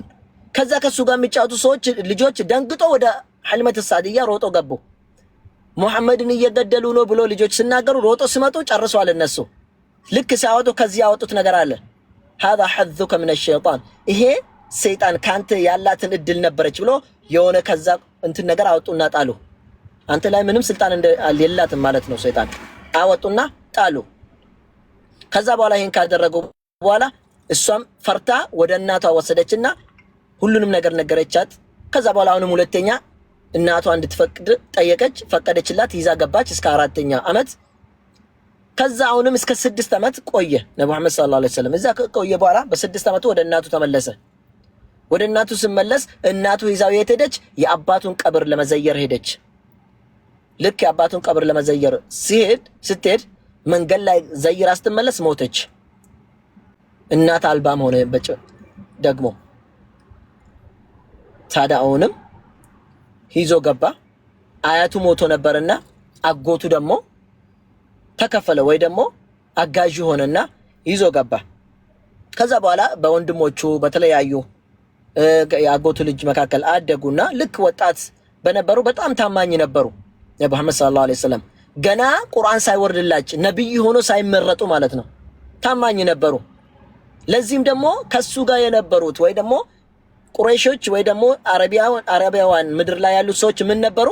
ጣዖትን ያመልኩ ነበር። ከዛ በፊት አልነበረም፣ የአብርሃም መንገድ ላይ ነበሩ። ነገር ግን አንድ ሰው የነበረና ወደ ሶሪያ ሄዶ ድንጋይና ምናምን የሚገዙት ወይ ደግሞ ጣዖትን የሚያመልኩትን ይዞ ወጣ። የዛ ሀገር አስተዳዳሪ ነበር። ሰዎች ይህን እንዲያመልኩ ማድረግ ጀመረ። ከዛ አረቦችም እንደዚህ ጀመሩ። ግን ነብዩ መሐመድ ሰለላሁ ዐለይሂ ወሰለም ይሄን አያደርጉም ነበር፣ ውስጣቸውም አይፈቅድላቸውም ነበር። ተቀምጦ ያስተነትናሉ። ሰማይና ምድር የፈጠረ አምላክ ማን ነው? እሱን ብቻ ነው የምገዛ እያሉ። ከዛ በኋላ አንድ ጊዜ ምን ሆነ? ልክ ከአዳም ጀምሮ ይህ ካዕባ የሚባለው ወይ ደግሞ ጥቁር ድንጋይ የምንለው ጥቁር ድንጋይ ነው። አይጎዳንም፣ አይጨምርልንም። ድንገት እዛ ላይ ጥያቄዎችም መመጣልሽ ከሆነ በዚህ መልሶ እንልሻል። ግን አላህ Subhanahu Wa Ta'ala ከመጀመሪያው ጀምሮ ወደዛ ዙሮ እንዲሰግዱ ወይ ደግሞ የሱ ቤት እንዲሆን ከመጀመሪያ እዛ ላይ ያደረገው ነው ካዕባ የሚባለው። እና ካዕባ በተለያዩ አንዳንድ ጊዜ በእንትኑ ተራራዎች ስላሉ ከተራራዎች ይሄ ዝናብ ሲዘንብ ቤቱን ያፈርስ ነበር። ገብቶሻል? ቤቱን ያፈርስ ነበር። አንድ ጊዜም በእሳት ተቃጥሎ ነበርና ያን ያድሳሉ አረቦች። በነብዩ መሐመድ ሰለላሁ ዐለይሂ ወሰለም ዘመን ላይ ያ ፈርሶ ለማደስ ብር ፈልጎ ሐላል የሆነ ከቡና ቤትም ካልሆነ ቡና ቤት ስልሽ በአሁን ቋንቋ ነው የምነግርሽ። የትም ከሴት ከማይሆን ከወንድ ጋር ሄዳ ያመጣች ወይ ደግሞ ወንድ ጋር ሄዶ ያመጣም ከሪባ ወይ ደግሞ ከወለድም ነፃ የሆነ በተለያዩ ነፃ ከሆነ ከወንጀል ነፃ የሆነ ብር ቤቱ ያውቃሉ። እነሱም የአላህ ቤት እንደሆነ እዛ ላይ መጥፎ ነገር እንዳይገባና በሱ እንዳይሰራ ያውቃሉ። ስለዚህ ብሩን ምን አደረገው? ብሩን ሰበሰቡና አመጡና ቤቱን መስራት ጀመሩ። ቤቱን ከሰሩ በኋላ ግን አንድ ከጀነት ወረደ ምንው ድንጋይ አለ። ሐጀር አልአስወድ ይባላል። ጥቁር ድንጋይ ይባላል። አሁን እንደዚህ በመካከል ተሰርቶ አለ። እሱን ድንጋይ ለማስቀመጥ ተጋደሉ 4 ጎሳዎች፣ ረብሻ አነሱ። ከዛ አንድ ትልቅ ሰው ከነሱ መካከል ተነሳና እስቲ ይሄን እንተውና እንጋደል፣ ሴፍ ተማዘዙ ሊጋደሉ። አንድ ሰው ይፍረደን አሉ። ያማን ነው ሲባል በዚች በር መጀመሪያ ቀድሞ የገባ ሰው ይፈርደን አሉ። እሺ ብሎ ተቀምጦ ሲጠብቁ ነበር፣ ያ መስጂድ ማለት ነው። ልክ እንደ አጋጣሚ ሆኖ ነብዩ መሐመድ ሰለላሁ ዐለይሂ ወሰለም በዛ መንገድ ገቡ። ከዛ ተደሰቱና ሳዲቁል አሚን ሙሐመድ ሰለላሁ ዐለይሂ ወሰለም እውነተኛ ተናጋሪ ሙሐመድ መጣ አሉ። ገና እንግዲህ ነብይ ያልሆነም ስለ ነብይነትም ምንም እንትን የተነገራቸው ነገር የለም። ግን በህዝቡ መካከል ታማኝ ስለነበሩ ብቻ ነው ወደዱት። በቃ ይፍረደናሉ። ነብዩ መሐመድ ሰለላሁ ዐለይሂ ወሰለም ያኔ ጋቢያቸውን አወለቁና ምን አደረጉ? ድንጋዩን አንስቶ አስቀመጡበት። 4 ጎሳ ነበሩ። አንድ ሰው ከነሱ መካከል ታዋቂን ጠሩና ጫፍ ጫፉን 4ቱን ያዙ አላቸው። ያዙ፣ ይዛችሁ ነው አሉ። ወደ ካዕባው ሲደርሱ አስቀምጡ አሉ። ከዛ አንስቶ ራሳቸው ድንጋይን አስቀመጡ። ሰላም ወረደ ማለት ነው። ከዛ በኋላ ነብዩ መሐመድ ሰለላሁ ዐለይሂ ወሰለም ልክ ከዛ በፊት በንጅነታቸው ወደ ሻም ሄዱ። ሻም ማለት ሶሪያ ነው። ንግድ ሄዱ። ከአያታቸው ምናምን ጋር ሲሄዱ ይሁዲያኖች ያውቃሉ። በቀድሞ መጽሐፋቸው ወይ ደግሞ በብሉይ ኪዳን የምንል ተጽፎ ነበር ስለ ነብዩ መሐመድ ሰለላሁ ዐለይሂ ወሰለም። ከዛ አንድ ራሂቤ ነበር ወይ ደግሞ ሞኖክሴ ነበር በሶሪያ። ከሩቅ የሆነ ታምር ይመለከታል። ፀሐይ ነው፣ ጠራራ ነው። ያ ፀሐይ የሆነ ጥላ አደርጋ ስትጓዛየ ከሩቅ እየሄደ እሱ ጋር ሲደርስ ያ ነገር ሲቆም ያን ነገር ለማየት ወጣና ያየው ማን ነው? የአረብ ነጋዴዎች ወደዛ ሲመጡ አየና ምን አደረገ? ያን ነገር ለማወቅ ብለው ምሳ ጠራቸው፣ ጉዳዩን ለማጣራት ብለው። ሲያጣራ ሲሄዱ ከናንተ መካከል የቀረሰው የለም ወይ አላቸው። አንድ ሕፃን ልጅ ነበር፣ ግመል እየጠበቀ ነው አሉ። እንደምፈለገው እሱ ነው አምጡት አለ። አመጡት። ልንገራችሁ፣ ይህ ነብይ ይህ ልጅ ነብይ መሆኑ መልእክት እንትን አለው፣ ምልክት አለው እዚህ ላይ የመጨረሻ ነብይ ብሎ እዚህ ላይ ተጽፏል። የሙሐመድ ሰለላሁ ዐለይሂ ወሰለም ያ ምልክት አለና ይህ ነብይ ይዛችሁ ከተማ ከገባችሁ ይሁዳኖች ይገላሉ። ምክንያቱም እነሱ እየጠበቁ አሉት ከኛ መካከል ነው ነብይ የምነሳ ብሎ እየጠበቁ ነው። ስለዚህ ከተማ ይዛችሁ እንዳትገቡ ይዛችሁ ተመለሱ ተባለ። ይዞ ገቡ። ከዛ በኋላ ለሙሐመድ ሰለላሁ ዐለይሂ ወሰለም ልክ 20 ዓመት ምናምን ሲደርሱ ንግድ ጀመሩ።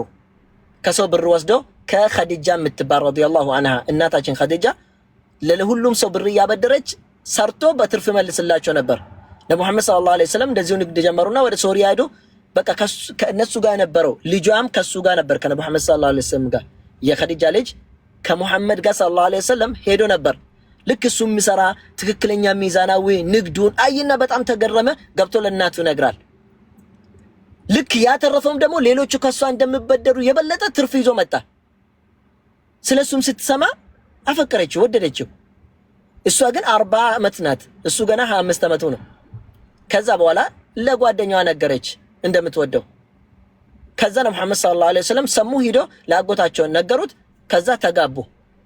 ከዛ በኋላ ልክ 40 ዓመት ሲደርሱ ነው መሐመድ ሰለላሁ ዐለይሂ ወሰለም ወደ ሒራ ተራራ ወደሚባል ነበር ጋራ ሒራ የሚባል ወይ ደግሞ ዘጋብኝ 10 ደቂቃ እያለኝ ነው ፊድባክ ላደርግ የዘጋባል እያለኝ ነው። ኮፒ ሊንክ አርጉለት አንዴ፣ ኮፒ ሊንክ ሁላችሁ እዚህ ያላችሁ ሁላችሁ ሄዳችሁ አንዴ ኮፒ ሊንክ። ምን እንደማደርግ አላውቅም። ቪዲዮ ዘግቼ ልመለስ ወይስ እንዴት ነው? ይቻላል እንዴ? ትመጣለህ? ወጥተህ ግባ። እንዴት ፎሎ ይመልስልኝ። ቆይ እንዴት ነው ገብቼ የምመለሰው? ወጥቼ የምመለስ? አሁን ከዚህ ውጣና ድጋሚ ግባ። እኔ ጋር ወደ አንቺ። ኦኬ ፎሎ ላደርግሽ። እሺ ፎሎ አድርጌ አልመለስ። እሺ መልሻለሁ። ወጥቼ ልመለስ። አሁን እንዳታስገባ። ኔትወርኩ እሺ አላስገባ።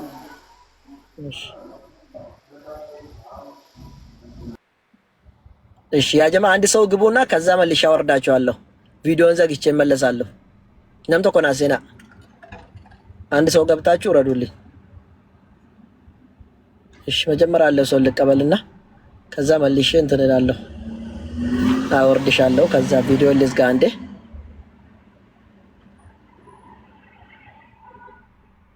ኔትወርኩ ደካማ ነው። እሺ ሌላ ሰው ላስገባ።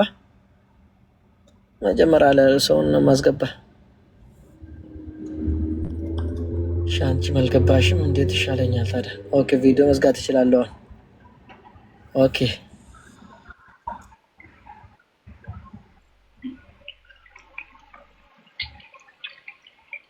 አሁን እንዴት ነው ማወርዳችሁ? እንዴት ነው ማወርዳችሁ? ቡሱ ሲምቤኩ والله المستعان አሞ ፊ ቦትሞን ቦታን ኦሮምኛን እንደንዳኔ ላተወርዱን ዲስኮኔክት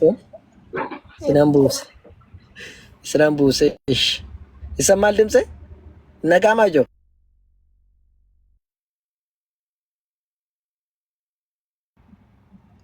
ሰገሌን ኮ ጅራሜ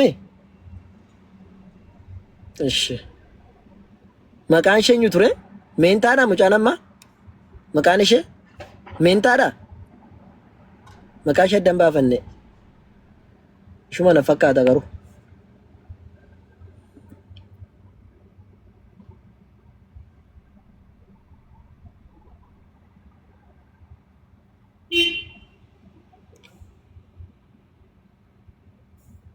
ገሩሽ ላይቭ እንደሙስ ደርበተና እንጂ ቻጅራም ቤኩ ምን ይሻለኛል? ወይኔ ካንቺ መጣ ሬስትሪክት ለምን እኔም እንደዛ እሷን ካስገባ እንትን ይቀጣል ምናምን ስለኝ ነበር። እምቢ ብዬ ዝም ብዬ ላኩት። ራሱ ምን አውቃለሁ። እሷን ካስገባ ይቀጣል እያለ ነው። እንዴት ይሻላል? እንቀጥላ። ከቀጣኝ 2 ቀን ነው የምቀጣኝ። ከፈለገ ይዝጋ። ቀጥል። አዎ ትምህርታችንን እንጨርስ እና አንዴ ሁላችሁም ኮፒ ሊንክ አድርጉ። ሁለታችንም ጋር ኮፒ ሊንክ ሌላ ምንም ነገር አትጻፉ። ዝም ብላችሁ ኮፒ ሊንክ ብቻ አድርጉ ፕሊዝ። ልቀጥል? እሺ። እና ነብዩ መሐመድ ሰለላሁ ዐለይሂ ወሰለም ጋራ ሒራ ተራራ ውስጥ ሄዶ ነበር ሁሌ አምላክን የሚያመልኩት።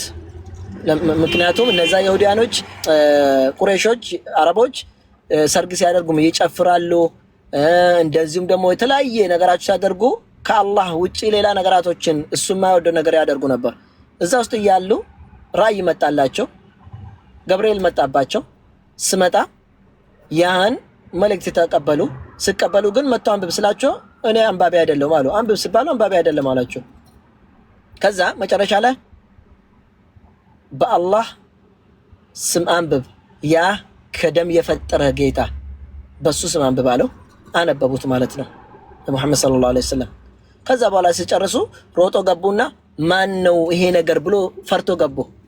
ሲገቡ ለአንሻ ሲናገሩ አንተ እኮ ዝምድናን ትቀጥላለህ፣ ድሃዎችን ትረዳለህ፣ ጥሩ ነገር እንጂ መጥፎ አታደርግም።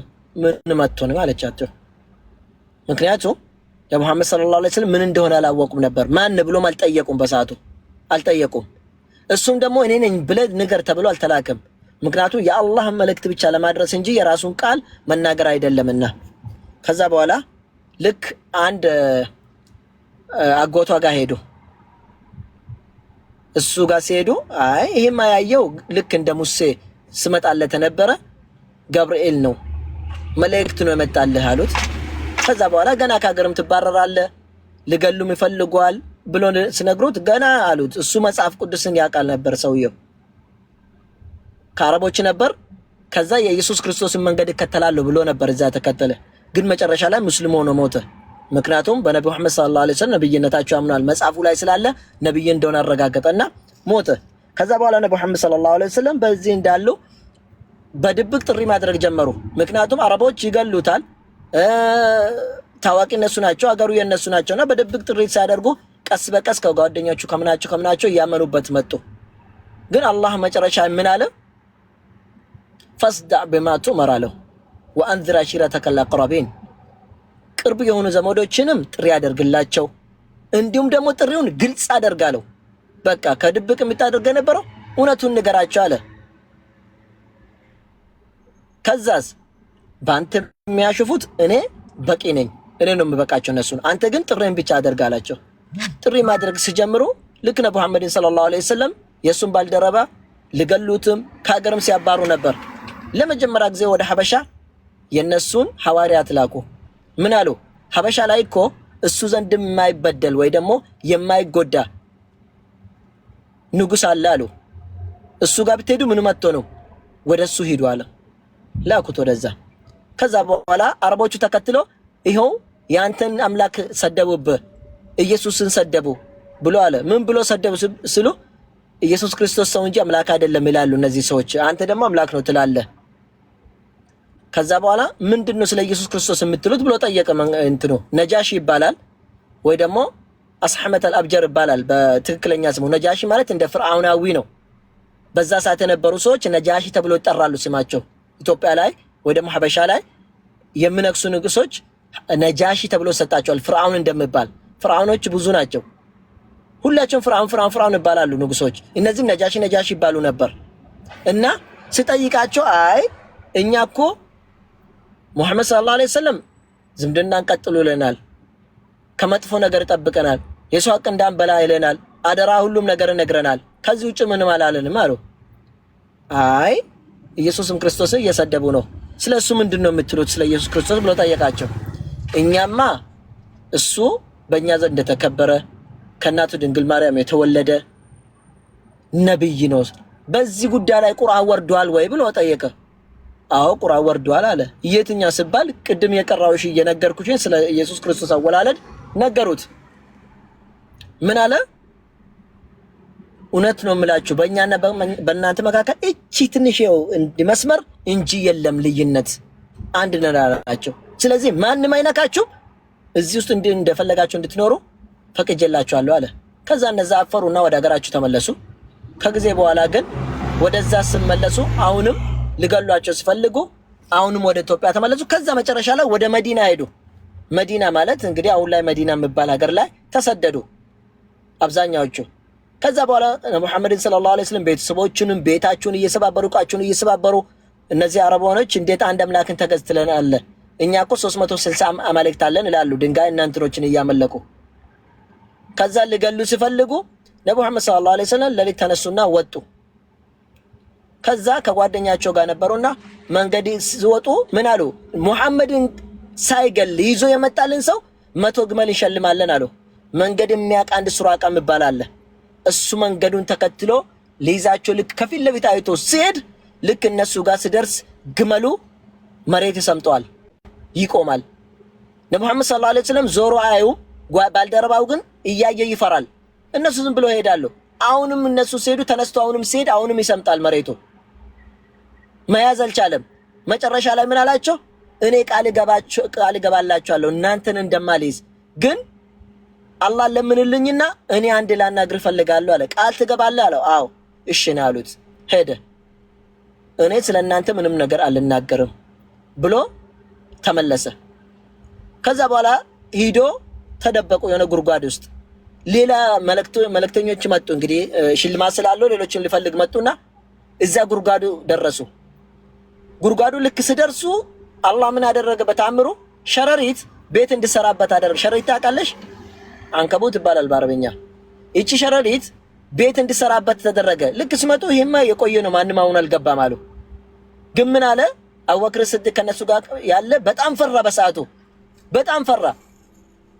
ሲፈራ ምን አሉ ረሱል ሰለላሁ ዐለይሂ ወሰለም? እኛ ሁለታችንን ሆነን አለን አትዘን፣ ሶስተኛችን አላህ ነው ብሎ አሉት። እዛ ውስጥ እያሉ የሆነች ቀዳዳ ነበረች። በዛ ቀዳዳ እባብ መታ ነብዩ መሐመድ ሰለላሁ ዐለይሂ ወሰለም እንዳትበላ በእግሩ ዘግቶ ነበር ጓደኛቸው። ከዛ በኋላ እግሩን ምን አደረገች? በላች እባቧ። እነሱ ተኝቶ ስለነበረ እንዳይቀሰቅሳቸው። ከዛ እንባ ወረደ። እንዳለቅስም ድምጽ እንዳወጣም ፈራ። በጣም ነው የሚወዳቸው። ከዛ እንባው እነሱ ላይ ወረደ። ሲነቁ እሱ እያለቀሰ ነው። ምን ሆነ ነው አሉ። አይ አንተ ከእንቅልፍ እንዳትነቃ እኮ ፈሪቼ እግሬን እዚህ ላይ አድርጌ በዛ እግሬን እንትን ነደፈችኝ አለ። ረሱል ሰለላሁ ዐለይሂ ወሰለም ዱዓ አደረጉለትና ዳነ። ከዛ ሰዎቹ ሄዱ፣ ተመለሱ፣ አጡት። ሄዶ የት ገቡ? መዲና ገቡ። መዲና ገቡም በጣም ግፍ አደርሶበት ነበር። ቤተሰቦችንም አሰቃይቶ ነበር ሙሐመድ ሰለላሁ ዐለይሂ ወሰለም። ከዛ ወደ ጣይፍም ጥሪ ሊያደርጉ ሲሄዱ እብዶችና ልጆችን ለቆበት ጣይፍ ያሉ ሰዎች አረቦች በድንጋይ እንዲቀጠቅጡና መንገድ ላይ ሾህ አድርጎ በጣም አሰገሩት። ከዛ ነብዩ መሐመድ ሰለላሁ ዐለይሂ ወሰለም በድንጋይ ሲቀጠቅጡት ጥርሱ ተሰበረ፣ እዚች ጋር እግሩ ደም በደም ሆነ። ከዛ ነብዩ መሐመድ ሰለላሁ ዐለይሂ ወሰለም ሰውየም ፍዳካ እኔ ፍዳ ልሁንልህ እያለ እየተከላከለ በጣም ጓደኛቸው ተደበደበ። ልክ ሄዱ ነብዩ መሐመድ ሰለላሁ ዐለይሂ ወሰለም የሆነ ተምር ያለበት ቦታ ላይ አረብ ሀገር ታውቂያለሽ፣ የሆነ መዝራዓ ቦታ ላይ ሲደርሱ እረፍት ለማድረግ ሲቀመጡ አንድ ዛሬ የተቀጠረ አለ። ልክ እንደ አበሻዎች ዛሬ መዝራዓዎች ይቀጠሩለ። እዛ ደክሞ ሲደርሱ ሰውዬው አይቷቸው መጥቶ የሚበላና የሚጠጣ ነገር ሰጣቸውና መላእክት መጣ ነብዩ መሐመድ ሰለላሁ ዐለይሂ ወሰለም ጋር መጥቶ ያ ሙሐመድ አለ እኔ ካለ ታዝዤ መጥቻለሁኝ። እነዚህን ህዝቦችን እንደፈለክ አድርግ ካልከኝ አደርጋለሁኝ። እኔ የተራራዎች መልእክተኛ ተራራ እንደፈለኩ እንዳደርግ ተነግሮኛል። በዚህ ሁለት ተራራ እነዚህ ህዝቦችን ጨፍልቅ ካልከኝ እጨፈልቃቸዋለሁ አለ ለነብዩ መሐመድ ሰለላሁ ዐለይሂ ወሰለም። እነሱ ምን አሉ? አይ እነዚህ ህዝቦች ከተጨፈለቁ እኮ ሁላቸውም ያልቃሉ። ብደበድቡኝም ለኔ መጥፎ ቢሆኑልኝም ከነሱ መካከል ከነሱ ጀርባ ግን እኔን የሚያምነኝ ህዝብ ሊመጣ ይችላልና አትንኳቸው አሉ። ሰለዋቱ ረቢ ወሰላሙ ዐለይሂ አዛኝም ስለነበሩ። ከዛ በኋላ ልክ እንደተባለም እዛ ሀገር ያሉትም ሰው አመኑ አብዛኛዎቹ። በመጨረሻ ላይ ነብዩ መሐመድ ሰለላሁ ዐለይሂ ወሰለም ቁርአን እየወረደላቸው ስለ ሰላት ሁሉም ነገር እየተነገራቸው መጨረሻ ላይ ግን ጦርነትም በስቶ መጨረሻ ላይ በቃ ምን አደረጉ ነብዩ መሐመድ ሰለላሁ ዐለይሂ ወሰለም ሐታ ከሚወዷት ሀገር እንዳይገቡ አደረጉ። ሰዎቹ ካዕባ ጋር አትሂድ መካ መግባት አትችልም አሉት። ከዛ መጨረሻ ላይ ግን ወታደሮችን አበዙ። ነብዩ መሐመድ ሰለላሁ ዐለይሂ ወሰለም ወደሱ በሱ ያመነ በዛ። ከዛ ወታደሮቹን ይዘው ወደ መካ መጓዝ ጀመሩ። ሲሄዱ ግን 12000 ሆነው ሄዱ። ሻማቸውን እያበሩ ወደዛ ሄዱ። ልክ ወደ መካ ሲደርሱ ሲቀጠቅጡት ከሀገር ሲያባሩ ተነበሩ። ሁላቸውም ፈሩ እነሱ ሲገቡ። ከዛ ነብዩ መሐመድ ሰለላሁ ዐለይሂ ወሰለም መካ ውስጥ ገቡና እንዲህ አላቸው፣ እንዶ ሲታውኝ ምን እንደማደርግላችሁ ይመስላችኋል አሉ። አቅም አላቸው ፈለጉ ማድረግ ይችላሉ። ነብዩ መሐመድ ሰለላሁ ዐለይሂ ወሰለም አንተ ጥሩ ሰው ሆይ አሉት። የጥሩ ሰው ልጅ ሆይ አሉት። የፈለክ ለማድረግ እኮ አሁን አቅም አለ ፈለክ አድርገን አሉ። ነብዩ መሐመድም ሰለላሁ ዐለይሂ ወሰለም ኢዝሃቡ ፈአንቱሙል ጡለቃ ሂዱ እናንተ ፍሪ ናችሁ ማንም አይነካችሁም አሉ። ከሀገር ተደብድቦ ተቀጥቅጦ ቤተሰቦቻቸው ገሎበት ብዙ ነገር ሆኖ መልሶ ማጥቃት ነበረባቸው። ግን ምን አሉ? አይ ሂዱ እናንተ ፍሪ ናችሁ ማንም አይነካችሁም አሉ። ከዛ ሄዱ ኡምራቸውን አድርገው አላህ ያዘዛቸውን ነገር አድርገው ጨርሰው ወደ ሀገራቸው ተመለሱ በሰላም ማለት ነው። ሰላዋቱ ረቢ ወሰላሙ ዐለይሂ። እንደዚሁ ቀናቸው ሲደርስ ደግሞ ነብዩ መሐመድ ሞቱ። እኛ ነብዩ መሐመድ ሰለላሁ ዐለይሂ ወሰለም አብዛኛዎቹ እንደሚያስቡ እንደ አምላክ አንቆጥራቸውም፣ ሰው ናቸው። ከሰው መካከል ደግሞ አላህ መርጦ ለሰዎች ላከ። ለዚህ ነው ቁርአን ላይ በላቸው ያ ሙሐመድ ሰለላሁ ዐለይሂ ወሰለም ኢነማ አነ በሸሩን ምስልኩም እኔ እኮ ልክ እንደናንተ ሰው ነኝ፣ ነገር ግን ዩሃ ኢለየ ወደ እኔ እኮ መልእክት ወረደልኝ፣ ትእዛዝ ወረደልኝ፣ ራእይ ወረደልኝ። አነማ ኢላሁኩም ኢላሁ ዋሂድ በእውነት የምመለክ አምላካችሁ አንድ አምላክ ብቻ ነው። ፈመን ካነ የርጁ ሊቃአ ረቢ ከጌታው ጋር መገናኘት የምፈልግ ሰው ፈልያዕመል አመለን ሳሊሓ በሱ ካመነ በኋላ ጥሩ ደጋግ ስራዎችን ይስራ። በቃ ይሄ ነው ጀነት የሚያስገባችሁ በአላህ ማመንና ጥሩ ስራ ደግ ስራ መስራት ነው ብሎ መልእክት አስተላለፉ። በመጨረሻ ልክ ልሞቱ ስሉ ሰላታችሁን አደራ፣ ሴቶችን አደራ አሉ። ሴቶችን አደራ፣ ሴቶችን አቀናለሁ ብለህ በጉልበት ከሄድክ ትሰብራታለህ። አንድ የጠመመ ብረትና ወይ ደግሞ እንትን ያለ አጥንትን አቀናለሁ ብትል ይሰበርብሃል። ስለዚህ ሴቶች እንደፈለጉም ቢሆን እንዳሉት ይዟቸው አደራ ሴቶችን ብሎ ሴቶችንና ሰላታችሁን አደራ ብሎ ከዚህ ዓለም ተጓዙ ማለት ነው። ሙሐመድ ሰለላሁ ዐለይሂ ወሰለም ማለትም ሞቱ ማለት ነው። ከዛ በሰዓቱ ነው ሙሐመድን ሰለላሁ ዐለይሂ ወሰለም እንዴት ሞታል ነብይ ብሎ በዛ መካከል እምቢ ያሉ ሰዎች አሉ። አልሞተም ሙሐመድ ተኝቶ ነው እንጂ ብሎ ረበሹ። በሱ የሚያምኑ ራሱ ማለት ነው በአላህ የሚያምኑ ሰዎች ስል አንድ መጣና አቡበክር ስዲቅ ምን አለ? መን ካነ ያዕቡዱ ሙሐመደን ሙሐመድን የሚያመልክ ሰው ሙሐመድ ሞቷል። አላህን የሚያመልክ ደግሞ ፈኢነሁ ሐዩን ላ የሙት እሱ ዘላለማዊ የሚኖር ነው። አላህ ዘላለም የሚኖርን አምላክ የሚያመልክ እሱን አመልኩ። ሙሐመድ ሰው ነው፣ ከኛ ጋር ኖሯል፣ መልእክተኛ ነው፣ መንገድ አሳይቷል፣ እሱ ሞቷልና አላቸው። ከዛ በኋላ ሁሉም ተረጋጉ። የሱ ባልደረባም ጓደኛም የቅርብም ስለነበረ የነሱ ልጅም የሙሐመድ ሰለላሁ ዐለይሂ ወሰለም የሱ ልጅም አገብቶ በደንብ ያውቃቸዋል ነበር እና ከዛ ሰዎችም ተረጋጉ። እኛውን ሰለላሁ ዐለይሂ ወሰለም ምን አሉ? በእናንተ መካከል ሁለት ነገራቶችን ትቼ ሄጃለሁ አሉ። እሱ ምንድነው? ያ መንገድ የተከተለ ሰው አሉ ልክ እንደ ጨረቃ ነው አሉ፣ ይበራል አሉ። እሱን የተከተለ አይጠምም አሉ። ከኔ በኋላ እሱን የምከተል አይጠምም። እሱ ምንድነው? ቁርአንና ሐዲስ ነው አሉ። ስለዚህ እኛ በቁርአንና በሐዲስ እናምናለን።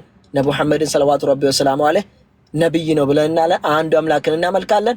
እንግዲህ እምነታችንም እስላም እንባላለን። ከአንዱ አምላክ ውጭ ሌላ አምላክን እናመልክም ለማለት ፈልጌ ነው። በትዕግስት ስለሰማሽን ስላዳመጥሽን ግን ከልብ አመሰግናለሁ። ቴንክ ዩ አመሰግናለሁ። ቴንክ ዩ በጣም ደስ ይላል። ያው አንዳንድ ጥሩ ሰዎች ይገጥሙናል። ያው መስማት ማለት ማመን ማለት አይደለም። ማዳመጥ መማማር ማለት መሰዳደብ አይደለም። ጠየቅሽኝ ማለት ደግሞ ተከራከርሽኝ ማለት አይደለም። ሰው ያልገባው ነገር መጠየቅ ይችላል፣ መማማር ይችላል። እኔ ያልገባው ከጠየቅኩሽ እንድረዳ ነው፣ አንቺም ደግሞ ከኔ እንድትረጂ ነው። ወይ ደግሞ የምባለው ወሬዎችን ከሰማሽ ያ ወሬ ለማጣራትም ሊሆናል። ብዙ ነገራቶች ይባላል። ብዙ ነገራቶች ምሉ አሉ። ለምሳሌ እስልምና ገዳይ ነው። በሌላ በኩል ደግሞ መሐመድ ሰለላሁ ዐለይሂ ወሰለም አይ ትንሽን ሴት አገብተዋል ወይ ደግሞ 3-4 ማግባት የተለያዩ ነገራቶች ይኖራሉ። እና እነዚህ ነገራቶችም ካሉ መጠየቅም ይቻላል። እኔ ፍሪ ነኝ። የቻልኩትን አይል መልስልሻለሁ። ድንገት እንዲህ አይነት ነገራቶች ከሰማሽው ያው ሴት ልጅ እድሜው አልተቀመጠም። በቁርአንም ይሁን በባይብልም ይሁን የተቀመጠ ነገር የለም። በእስልምና በክርስትና ይህን አመት ስትሞላ ሴት አግቡ የሚል የለም። አሁን ላይ እንግዲህ በዚህች ዓለም የሚኖሩ ሰዎች ህግ አወጥቶልናል። ሴት ልጅ 18 ካልደረሰች ትቀጣለህ ብታገባት። ይሄ ሰው ያወጣ ህግ ነው። እግዚአብሔር ግን አላወጣም። በእስልምና ሴት ልጅ ደረሰች የምትባለው ቅድም እንዳልኩሽ ለአቅመ አዳም ስትደርስ የምታሳየው ምልክቶች አሉ። ያ ከደረሰች ደርሳለች። ፕሬድ ከመጣባት የተለያዩ ጸጉራት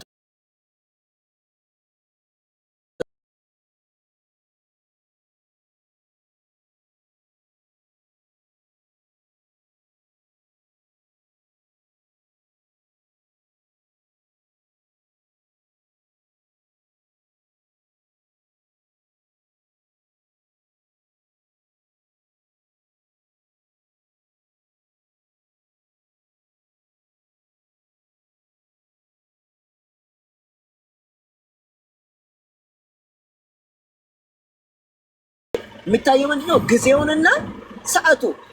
አረቦች ደግሞ አሁን ድንገት አረብ ሀገር ካለች እኮ አሁን 9 ዓመት ልጆች ራሱ ከኔ የሚበልጡ አሉ እኮ አንዳንዶቹ ብትመለከች። ምክንያቱም ሀገሩ ሙቀትም ስለሆነ እንትኑ ነው በረሃም ስለሆነ ቶሎ እንትናቸው አካላቸው ይፋፋል። ገብቶሻል? ስለዚህ ህፃን አይባልም። አልተቀመጠልህ። ሌላ እስልምና ገዳይ ነው የሚባለው ያ እስልምና ቤት ለመጣልህ ነው እንጂ ተቀምጠ ግራ ስመቱ ቀኝ ስጥ የሚባል ነገር የለም። ማንም የሚያደርግ የለም። እንደዚህ ብንታዘዝማ ገሃነም እንገባለን ሁላችንም። ምክንያቱም አንችልማ ሰው መሆናችን እኮ እናውቃለን። ሰው ሆነን ደግሞ ሰው በጥፊ ስለን ተቀምጠን ማየት አንችልም። ሰው ተቀምጦ እናቴን ቢገልብኝ ተቀምጬ ማየት አልችልም። ሰው ይቴን አጠገቤ ቢደፍር ተቀምጬ ማየት አልችልም። ሰው አባቴ ቢገልብኝ ተቀምጬ አላይም። እንደ ሌሎች ግን አባትን ቢመቱህም አንተም ሄደህ ሙትለት ነው። ይሄ ደግሞ አናደርግም። ካላደረግን ደግሞ የእግዚአብሔርን ትእዛዝ ጣስን ማለት ነው፣ እንጠየቅበታለን። ስለዚህ አላህ ይሄን ስለሚያውቅ ምን አለ? የመጣባችሁን በመጣባችሁ መልሱ፣ ነገር ግን እቅር ብትሉ የበለጠ ነው ይላል። እቅር ብትሉ የበለጠ ነው።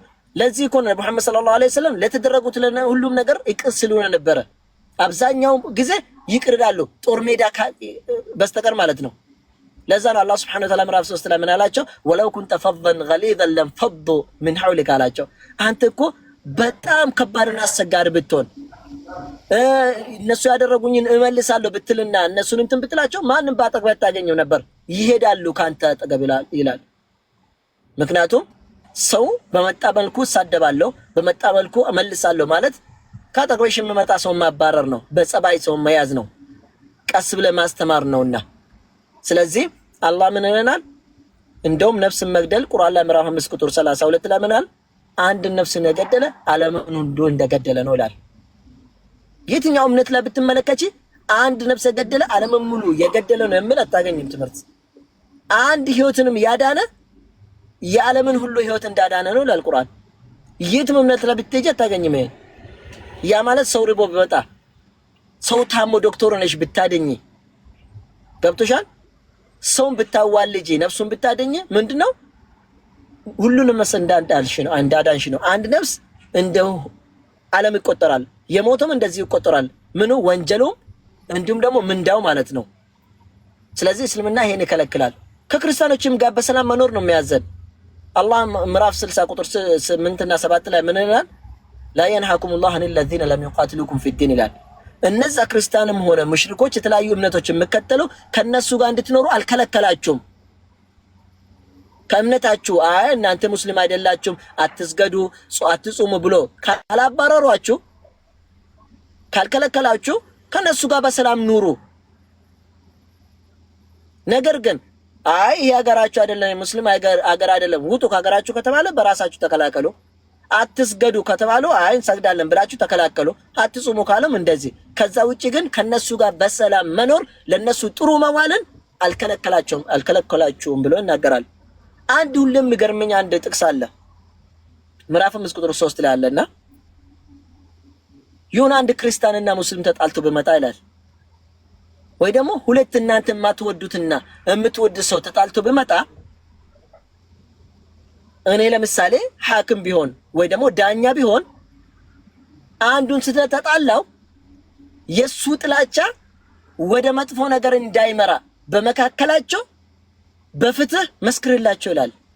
በጣም የምወደው ጥቅስ ነውና ወላ የጅሪመነኩም ሸንአኑ ቀውሚን አላ አላ ተዕድሉ ይላል። ሰዎቹ ስለተጣላቸው መጥፎ ስላደረጉባቸው መጥፎ አደርጎብኛል እኔ ደግሞ በዚህ መልስለታለሁ ብለህ እንዳትጎዳ በመካከላቸው በእኩልነት ፍረድ አለ። ይሄ ነው ወደ ጌታ የሚያቀርብ አላህን ጌታ የምትፈራ የሚያደርግ ይሄ ነው ይላል። አስብ እንግዲህ ከዚህ በላይ መከባበር አለ? ከዚህ በላይ መዋደድ አለ? ከዚህ በላይ ወደ ሐቅ ሰውን መብራት አለ? የለም። ታዲያ ቤተሰቦቻችሁን በሱ ቀጥሎ እናትና አባትን አክብሩ ካለ፣ አትስረቁ ካለ፣ ዝሙትን አታደርጉ ካለ፣ አትጠጡ ካለ፣ ሰውን አትበዳደሉ ካለ አላህ Subhanahu Wa Ta'ala ምን አለ? እኒ ሐረምቱ ዙልም አላ ነፍሲ አለ። እኔ በደልን በራሴ ላይ እርም አድርጋለሁ ይላል አላህ። ወላ ተዛለሙ እናንተም አትበዳደሉ ይላል። እናንተም አትበዳደሉ እኔ እርም ካደረኩም በራሴ ላይ እናንተን አልበድላቸውም። በሰራችሁ ቁጥር በስራችሁ ሰጣችኋለሁ። እቅር በለኝ ካላችሁ እቅር እላችኋለሁ። እናንተ ግን አትበዳደሉ በመካከላችሁ ይላል። አትበዳደሉ ካለ ጥሩ ተሳሰቡ ካለ ጎረቤታችሁ ውደዱ አለ። ምገርምሽ ጎረቤት በሶስት ደረጃ እኮ ነው የሚያስቀምጠው። ሐቃችሁን መጠበቅ ላይ ቅርብ በእናንተ ያለው ጎረቤት ይላል ሐቃችሁን ስንሰጥ። ከናሱ ቀጥሎ ያለው ከዛ ሩቅም ያለው እናንተ በደረጃችሁ ሐቅ አላችሁ ይላል ቁርአን ላይ። ሐቃቸውን ጠብቁ ካለ ታዲያ ምንድነው? እናትና አባት ክርስቲያን ቢሆኑ ሐቅ አለብህ እናትም አባትም ካንተ ሐቅ አለ ካለ ከዚህ በላ ምን አለ? አንድ አምላኩን ብቻ አታመልክ እስካላሉ ድረስ እናትና አባት ታዘዝላል። መገርምሽ ክርስቲያን ነው ብላ እምቢ እንዳትላቸው፣ ክርስቲያን ነው ብላ ማገዝን እንዳትዋቸው። እኔ እዚህ እስልምና ውስጥ እንድቆይ ያደረገኝ አንዱ ምክንያቴ ነው። ከአባቴ ወጥቼ ከቤተሰቦቼ ወጥቼ አባትን ተጋደል አባትን እንትን በል ባለኝ አባትን አታከብር ባለኝ ከተማርኩ በኋላ ትቼ ወጣ ነበር ቁርአኑን ካወቅኩ በኋላ። ነገር ግን አባትን አክብር ካለኝ አባት ነው እናትም እናት ነው ጥሩ ዋልላቸው ካለኝ እየሄድኩ ነበር። በመጀመሪያ እነሱን ቢያባሩኝም ብዙ ነገር ቢያደርሱብኝም መጨረሻ ላይ ግን ማንነቴን አይቶ እንዴት እንደማደርግ ካዩም በኋላ ያከብሩኛልና ከማደርገው ነገራቶች አይቶ። ስለዚህ ያኔ አባቴ በቃ እኔን ማባረር በጣም ልገለኝ የምፈልገው ነገር እሱ ስተው እኔ ደግሞ እነሱ ጋር መሄድ ጀመርኩኝ። በቃ ጥሩ መዋል ጀመርኩ፣ ማገዝ ጀመርኩኝ ቤተሰቦቼ። ስለዚህ አላህ ይሄን ካዘዘኝ ምንም የጠፋብኝ ነገር የለምና እኔ በዚህ ነው እማምነው። ስለዚህ ሁላችንም አላህ Subhanahu Wa Ta'ala ቀጥታ መንገድ ላይ ያቆይ የምራንና እንደዚህ 3-4 ማግባትን እቺን እልልሽና ጨርሳለሁኝ እነግርሽና እንግዲህ 3 እና 4 ማግባት በመጽሐፍ ቅዱስም ሆነ በቁርአን አልተከለከለም። ከዚህ በፊት ነቢያቶች ሲያገቡ ነበር። ለምሳሌ እስልምና ዘመድን ያገባል ይላሉ። ዘመድ አዎ ደረጃ አላቸው ዘመድ። ለምሳሌ አዳም እኮ ሲፈጠር ከዚህ አይደለ እንደ ከአካሉ አይደለ እንደ ተፈጠረ ሰው አካሉ እንዴት አድርጎ ያገባል? አካልሽ ጋር ስትተኛለሽ እንደ አንቺ እንደኔና እንዳንቺ በአሁን ጊዜ ብናስብ አካልሽን ቆርጠሽ እኮ ከአካልሽ ጋር አትተኝም። ግን እግዚአብሔር ለራሱ ስለፈጠረ አላህ ሐላል አደረገለት አይደለ እንዴ? አምላክ ሐላል ያደረገልሽ የፈቀደሽልሽ ነገር አንቺ እርም ማድረግ አትችይም። ኦኬ አለፍ መጣን አብርሃም ላይ ደረስን። አብርሃም ሚስቱን ሳራ ሲያገባ እኮ ሰውዬ ጋር ሲሄድ ዋሽቶ ነበር። ምን አለ? እህቴ ናት አለ እኮ ኦሪት ዘፍጥረት ላይ ብንመለከት። እህቱ ግን አይደለችም። ለምን? ፈርቶ ነው ሰውየው መንግስቱ እንዳይገድለው ፈርቶ እህቴ ነው ብሎ ነበር። ከዛ በኋላ ነገር ግን ሳራ ከሳራ ቀጥሎ አጋርን አገባ። ሳራ አግባ ከሱ ወለድ አለችው። ታዲያ እግዚአብሔር ይሄ ዝሙት ነው አላለው? ሁለተኛ ስላገባ ሰውየው ነው መንግስቱ ይሄ ሰራተኛ ትሁንልህ ብሎ ሰጣት። ሰራተኛ ማግባትም ትንሽም አያደርግም። ሁለተኛ ማግባትም ዝሙት አይባልም። እግዚአብሔር አንተ ዝሙተኛ ነህ ዝሙት አደርጋል ብሎ አላለም ለአብርሃም። እንተውና ወደ ያዕቆብ እንምጣ። ይስሐቅ 2 ልጆችን ወለደ። ያዕቆብና ይስሐቅ ወለደ። ያዕቆብ የሆነ በመጽሐፍ ቅዱስ ሲነግርሽ አባ ይስሐቅ እንትን ነበር አድኖ ይገባ ነበርና ሂድ አድነ መታ አብላኝ ብሎ አባቱ ስልከው ምን አደረገ? ያዕቆብ እዚሁ ቶሎ ብሎ ራሱ እዚህ ያደረገና እኔ እሱ ነኝና ብሎ አብልቶት መርቀኝ አለው። በመጽሐፍ ቅዱስ ያለውን እየነገርኩሽ ነው። መረቀው። ከዛ ያኛው አዳኙ መጣና ይሄው አምጥቼላል መርቀኝ ስለው እንዴ ቅድም የመጣ አንተ አይደለም ወይ? አባቱ አይም ነበርና አይ እኔ አይደለም ማለት በዛ ተጣሉ። ለመግደል ፈለገ ይስሐቅ ያዕቆብን። እናቱ ምን አለች ርብቃ? ቶሎ ወንድም ሳይገድል ከዚህ ወጥተ ሌላ ሀገር ሂድ አለችው። ወጣና ሄደ ወደ መድየን። ሲሄድ እዛ 2 ሴቶችን አገኘ። ለነሱ በጣም ወረፋ ነበርና ውሃ ያጠጡ ነበር። እዛ እንትኖችን በጎችን አገዛቸውና አጠጣቸው። ልጆቹ ገብቶ ለአባቱ ነገረ። ሹዓይብ ይባላል አባታቸው፣ ነብይ ነው። ከዛ ለዚህ ሰው እስቲ የሆነ ምንዳ ስጠው የሆነ ነገር ስጠው እስቲ ብለው አሉ። ያው ሴቶችም ጸባን ወደዱ መሰለኝና ከዛ እሺ ሂዱ ጥሩ አለ። ሲጠራቸው ልጄን እሰጣለሁ አለ። የመጀመሪያ ልጁን ለመስጠት ቃል ገባ። ነገር ግን እሱ የወደደ ማን ነው? ያዕቆብ ትንሿን ነው የወደደ። ታምራለች። ትልቋ ደግሞ አይኗ ትንሽ እንደ በላ ነገር ነበር። በላ ምንድነው?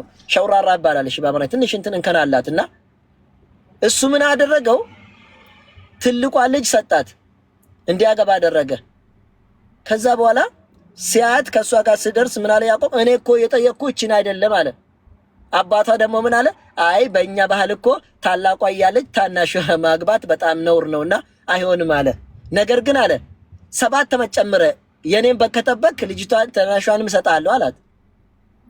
እሺ ብሎ ከታላቋ ርብቃ ጋር እያለ ልጅ አልወለደችም። ከዛ 7 ዓመቱ አለቀና ራሔልንም አገባ። 2 ኢታማሞች እኮ ነው አገባ።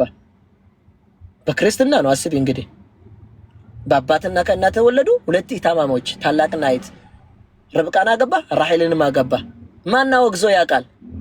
ዘመድን ያገባሉ ሙስሊሞች ይባላል። እኛ ኢታማሞችን አናገባም። አንድ እህትንም አታገባም፣ አክስትህንም አታገባም በእስልምና እና 2ቱን ሲያገባ እግዚአብሔር አይ ለምን አገባት አንተ 2 ኢታማሞች ክልክል ነው አላለም። አገባ። ይሄ ብቻ ታያለሽ። ከዛ ምን ተደረገ? ርብቃ ምን አለች? በቃ አንተ ከኔ መውለድ ስላልቻልክ ጦምቦሪ ያለ ሰራተኛ ነበራት። ከሰራተኛ ጋር ተኝተ ልጅ ውለድ አለችው። ያዕቆብ በመደና ከሷ ጋር ተኛና ልጆች ወለደ። እቺ ትንሿ ራሔል ምን አለች? እንዴ ይሄ ያደረገች ብላ እሷም ቀንታ ሰራተኛዋን ይዛ ሰጠችው። እሱም ከሷ ጋር ተኛና ወለደ። አስቢ እንግዲህ 2 ኢታማሞችና 2 ሰራተኛ ጋር ተኛ። እግዚአብሔር ግን ለምን ከሰራተኛ ጋር ተኛ? አንተ ትክክል አይደለም ዝሙት ሰራ ምናምን አላለው። ለምን 4 አገባ አላለም። መቼ ዝሙት ሰራ እንልም አገባ ነው እንጂ አናልም። እኛ ለምን አገባ አላለም። ቢያገባም ዝሙት ነው አላለም። አምላክ ያላለ እኛ እንዴት አደርገን ነው ዝሙት ነው የምንለው? ዝም አላቸው። 2 ኢታማም ሲያገባ በዛ ለም ሰራተኞች ጋር ስተኛ እንዴት ተኛ አይባልም። ሰራተኛ ምንድነው? ሰው አይደለም እንደኛ የሰው ቤት የምንሰራ ሰራተኛ ሰዎች አይደለንም? አረቦች የምናገባ ምን ችግር አለ? እኔ አረባ አገባ ነው ችግር የለውም። አረብም ሰራተኛውን ቢያገባ ምን ችግር አለ? በእርግጥ በመጽሐፍ ቅዱስ መጽሐፍ ክፍል ሌላ አለ። ሰራተኛውን አንድ ሰው ሲያገባ መሬት ትንቀጠቀጣለች ይላል። ግን አይተን አናውቅም። አረቦችን ሰራተኛቸውን ሲያገቡ እያየን ኡስታዝ ከይቅርታ ጋር ሰው አስገቢ ይሉኛል። አዎ ሰው ብታስገቢ ይረብሹኛል ብዬ ከመጀመሪያው ነግሬሻለሁ። ለዛ ነው እሺ ማላስገባው። ጋይስ ሰማችሁ? ለዛ ነው ማላስገባው። ጥያቄ ካለሽ አንቺ መረጃ እያሉ ነው ደግሞ ምንድነው ማስረጃ? መረጃ የትኛው መረጃ ትፈልጋለሽ? እኔ እንጃ ኮሜንተሮች ናቸው ያሉት። አንቺ ፈለግሽው መረጃ ጠይቅኝ እና አወጣልሻለሁ። 2 ኢታማሞች እኔ እየተማርኩ ነው። ጥያቄ የለኝም። አዎ 2 ኢታማሞች ማግባትም ከሆነ አመጣልሻለሁ ከመጽሐፍ ቅዱስ። እንደዚሁም ደግሞ ሰራተኛዎችን ማግባት አመጣልሻለሁ። ምንም ችግር የለብኝም እኔ ከመጽሐፍ ቅዱስ ላይ በብሉይ ኪዳን በተለይ ኦርቶዶክሶች 80 ላይ የሚያምኑት አለ። እንደዚሁም ደግሞ 66 ላይ አለ። ኦሪት ዘፍጥረት ላይ አለ። ምንም እንትን አያስፈልግም። አይ ምሉ ከሆነ አይበሉ እነሱ መጽሐፍ አንብቦያቸው እግዚአብሔር አልከለከላቸውም። 4 ስላገባ ወደ ሰለሞን ደግሞ እንሂድ። ሰለሞን 700 ሚስቶች ነበሩት። 700 ሚስቶች ነበሩት። ይሄ ያስደነግጥሻል? ገርል ፍሬንድ ደግሞ 300 ነበረው። 300 ገርል ፍሬንድ እና 700 ደግሞ ሚስት ነበረው። መጽሐፍ ቅዱስ ነው የሚለው። አንድ ላይ 1000 ነበረው። 1000 ታዲያ 1000ን ዝቀጠቅጥ ቆይቶ እዛ መጽሐፍ ቅዱስ ላይ ያለ ለምን አራት ያገባል መሐመድ? ወይ ሙስሊሞች አራት ማግባት ማለት እኮ በዛ ስናስተያይ እኮ ምንም ማለት አይደለም እኮ ማስተካናት አራት ገብቶሻል? ብዙም አይባልም ማለት ነው። እንደው አንድም አትባልም 1000 ጋር ስናስተያይና ታዲያ እግዚአብሔር እኮ አይ 1000 አገብታልና አይሆንም አንተ ትክክለኛ አይደለም ብሎ አልተቆጣውም። ገርል ፍሬንድ 300 ይዞ እንኳን አልቀጣውም እኮ እንዴ። እኛ እኮ ዛሬ ገርል ፍሬንድ ያዘ ሰው እኮ ዝምተኛ ይባላል። ገብቶሻል? አራት ስላገባ እኮ ዝሙተኛ ነው እያሉ ይሳደባሉ። 1000 የገባ ዝሙተኛ ነው ብሎ አምላክ ካልተናገረ ምን ያገባ ሰዎች ዝሙተኛ ነው የሚሉ ሰዎች ደግሞ ራሳቸው ግልጽ አውጥቶ ስለማያገቡ ነው እንጂ ቦይፍሬንድ ገርልፍሬንድ እያሉ እኮ ሚስቶቻቸውን ቤት አስቀምጠው እኮ አቅፎ መንገድ ላይ የሚሄዱት እነሱ ናቸው። አብዛኛዎቹ ብንመለከት ሚስት ከቤት እያለው መንገድ ላይ አቅፎ ሲሄድ ስናይ እሱ ነው። በየትኛው እምነት ብንመለከት አብዛኛዎቹ ቤት አስቀምጠው ነው መንገድ ላይ የሚሄዱት። ግን በግልጽ አድርገሽ ስታገቢ ዝሙተኛ ነሽ፣ ደብቀሽ ስትዘሪ ግን ዝሙተኛ አይደለሽም አይባልም እንደዛ። እግዚአብሔር ከፈቀደ ፈቀደ ነው በቃ። ነገር ግን ለመጀመሪያ ጊዜ አንድ ሚስትን ብቻ ፈቀደ እኮ ቁርአን ነው። ምን አለ? ሐቋን መጠበቅ ከቻላችሁ የምታሳድጉ ልጆች ላይ ከፈራችሁ 2፣ 3፣ 4 አግቡ አለ። ተደውሎባት ነው ኮምፕሊን ካደርጉ ያ ጀማ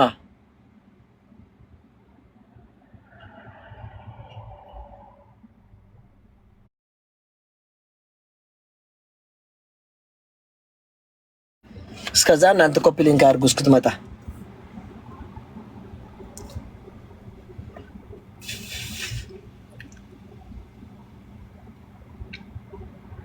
አራማን ያራንተ ይጋለ ለምን ማለሽ ያ ጀማ ማለሽ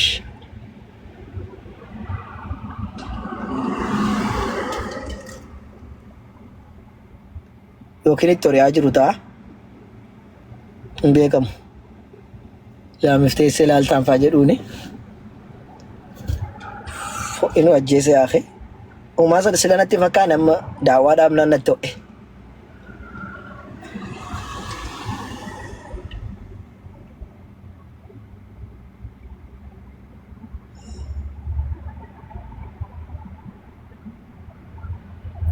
ረባ ቀጀሹ መተከኛው እንደዩ አሜን።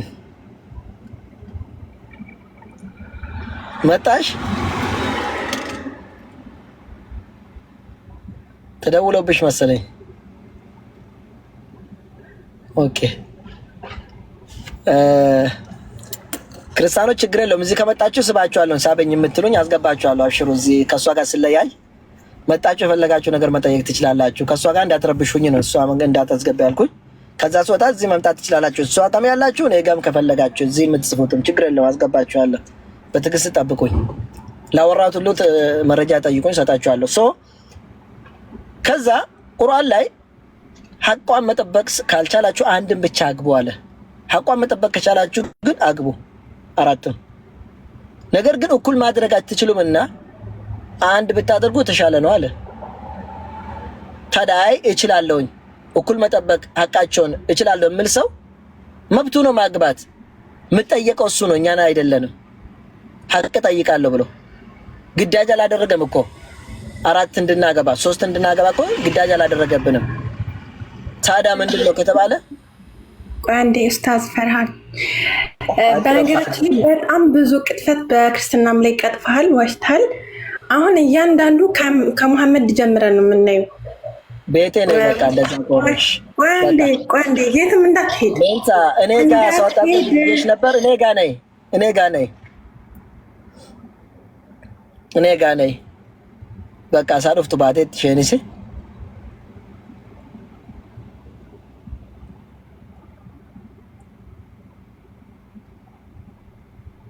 እኔ ጋር ነይ ስገረፌን ስገጪሰነ እስቲ እኔ ጋር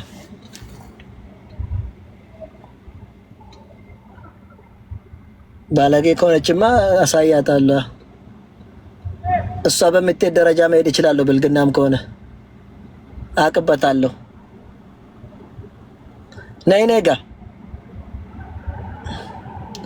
አይ ልጅቷ እንኳን ወጣ ችግር የለውም። እቺኛው ትምጣ። ልጅቷ እንዳያረበሽ ነው እርግጠኛ ነው ወይ ሰው አስገብቷት ነው ራሷ ማስገብታ ከእምነት ጋር እንዳትጋጫ ሊሆን ይችላል። ትክክል ነው ያደረገች ልጅቷ። ምክንያቱም ባለጌ ናት። አሁን ገባችሁ ገና ሳትጀምር ራሱ እኔ ጋር ነይና በደንብ አድርጌ ልጅ መቅሽ። አሁን የነበርሽው ልጅ ጻፊ አበባ ላኪ። እዚህ ነበርሽ እኮ ከመቼው እዛ ደረሽ?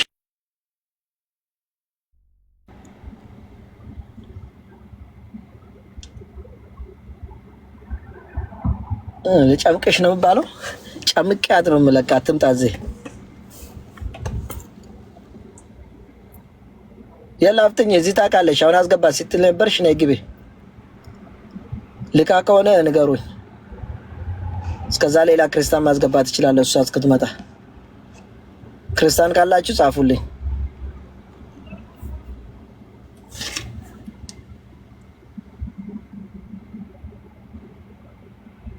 እናንተን ለመጠበቅ ነው የምቀመጥ። ክርስቲያኖች ካላችሁ ዋሽታ ላላችሁ ይላኩ። ቶሎ በሉ።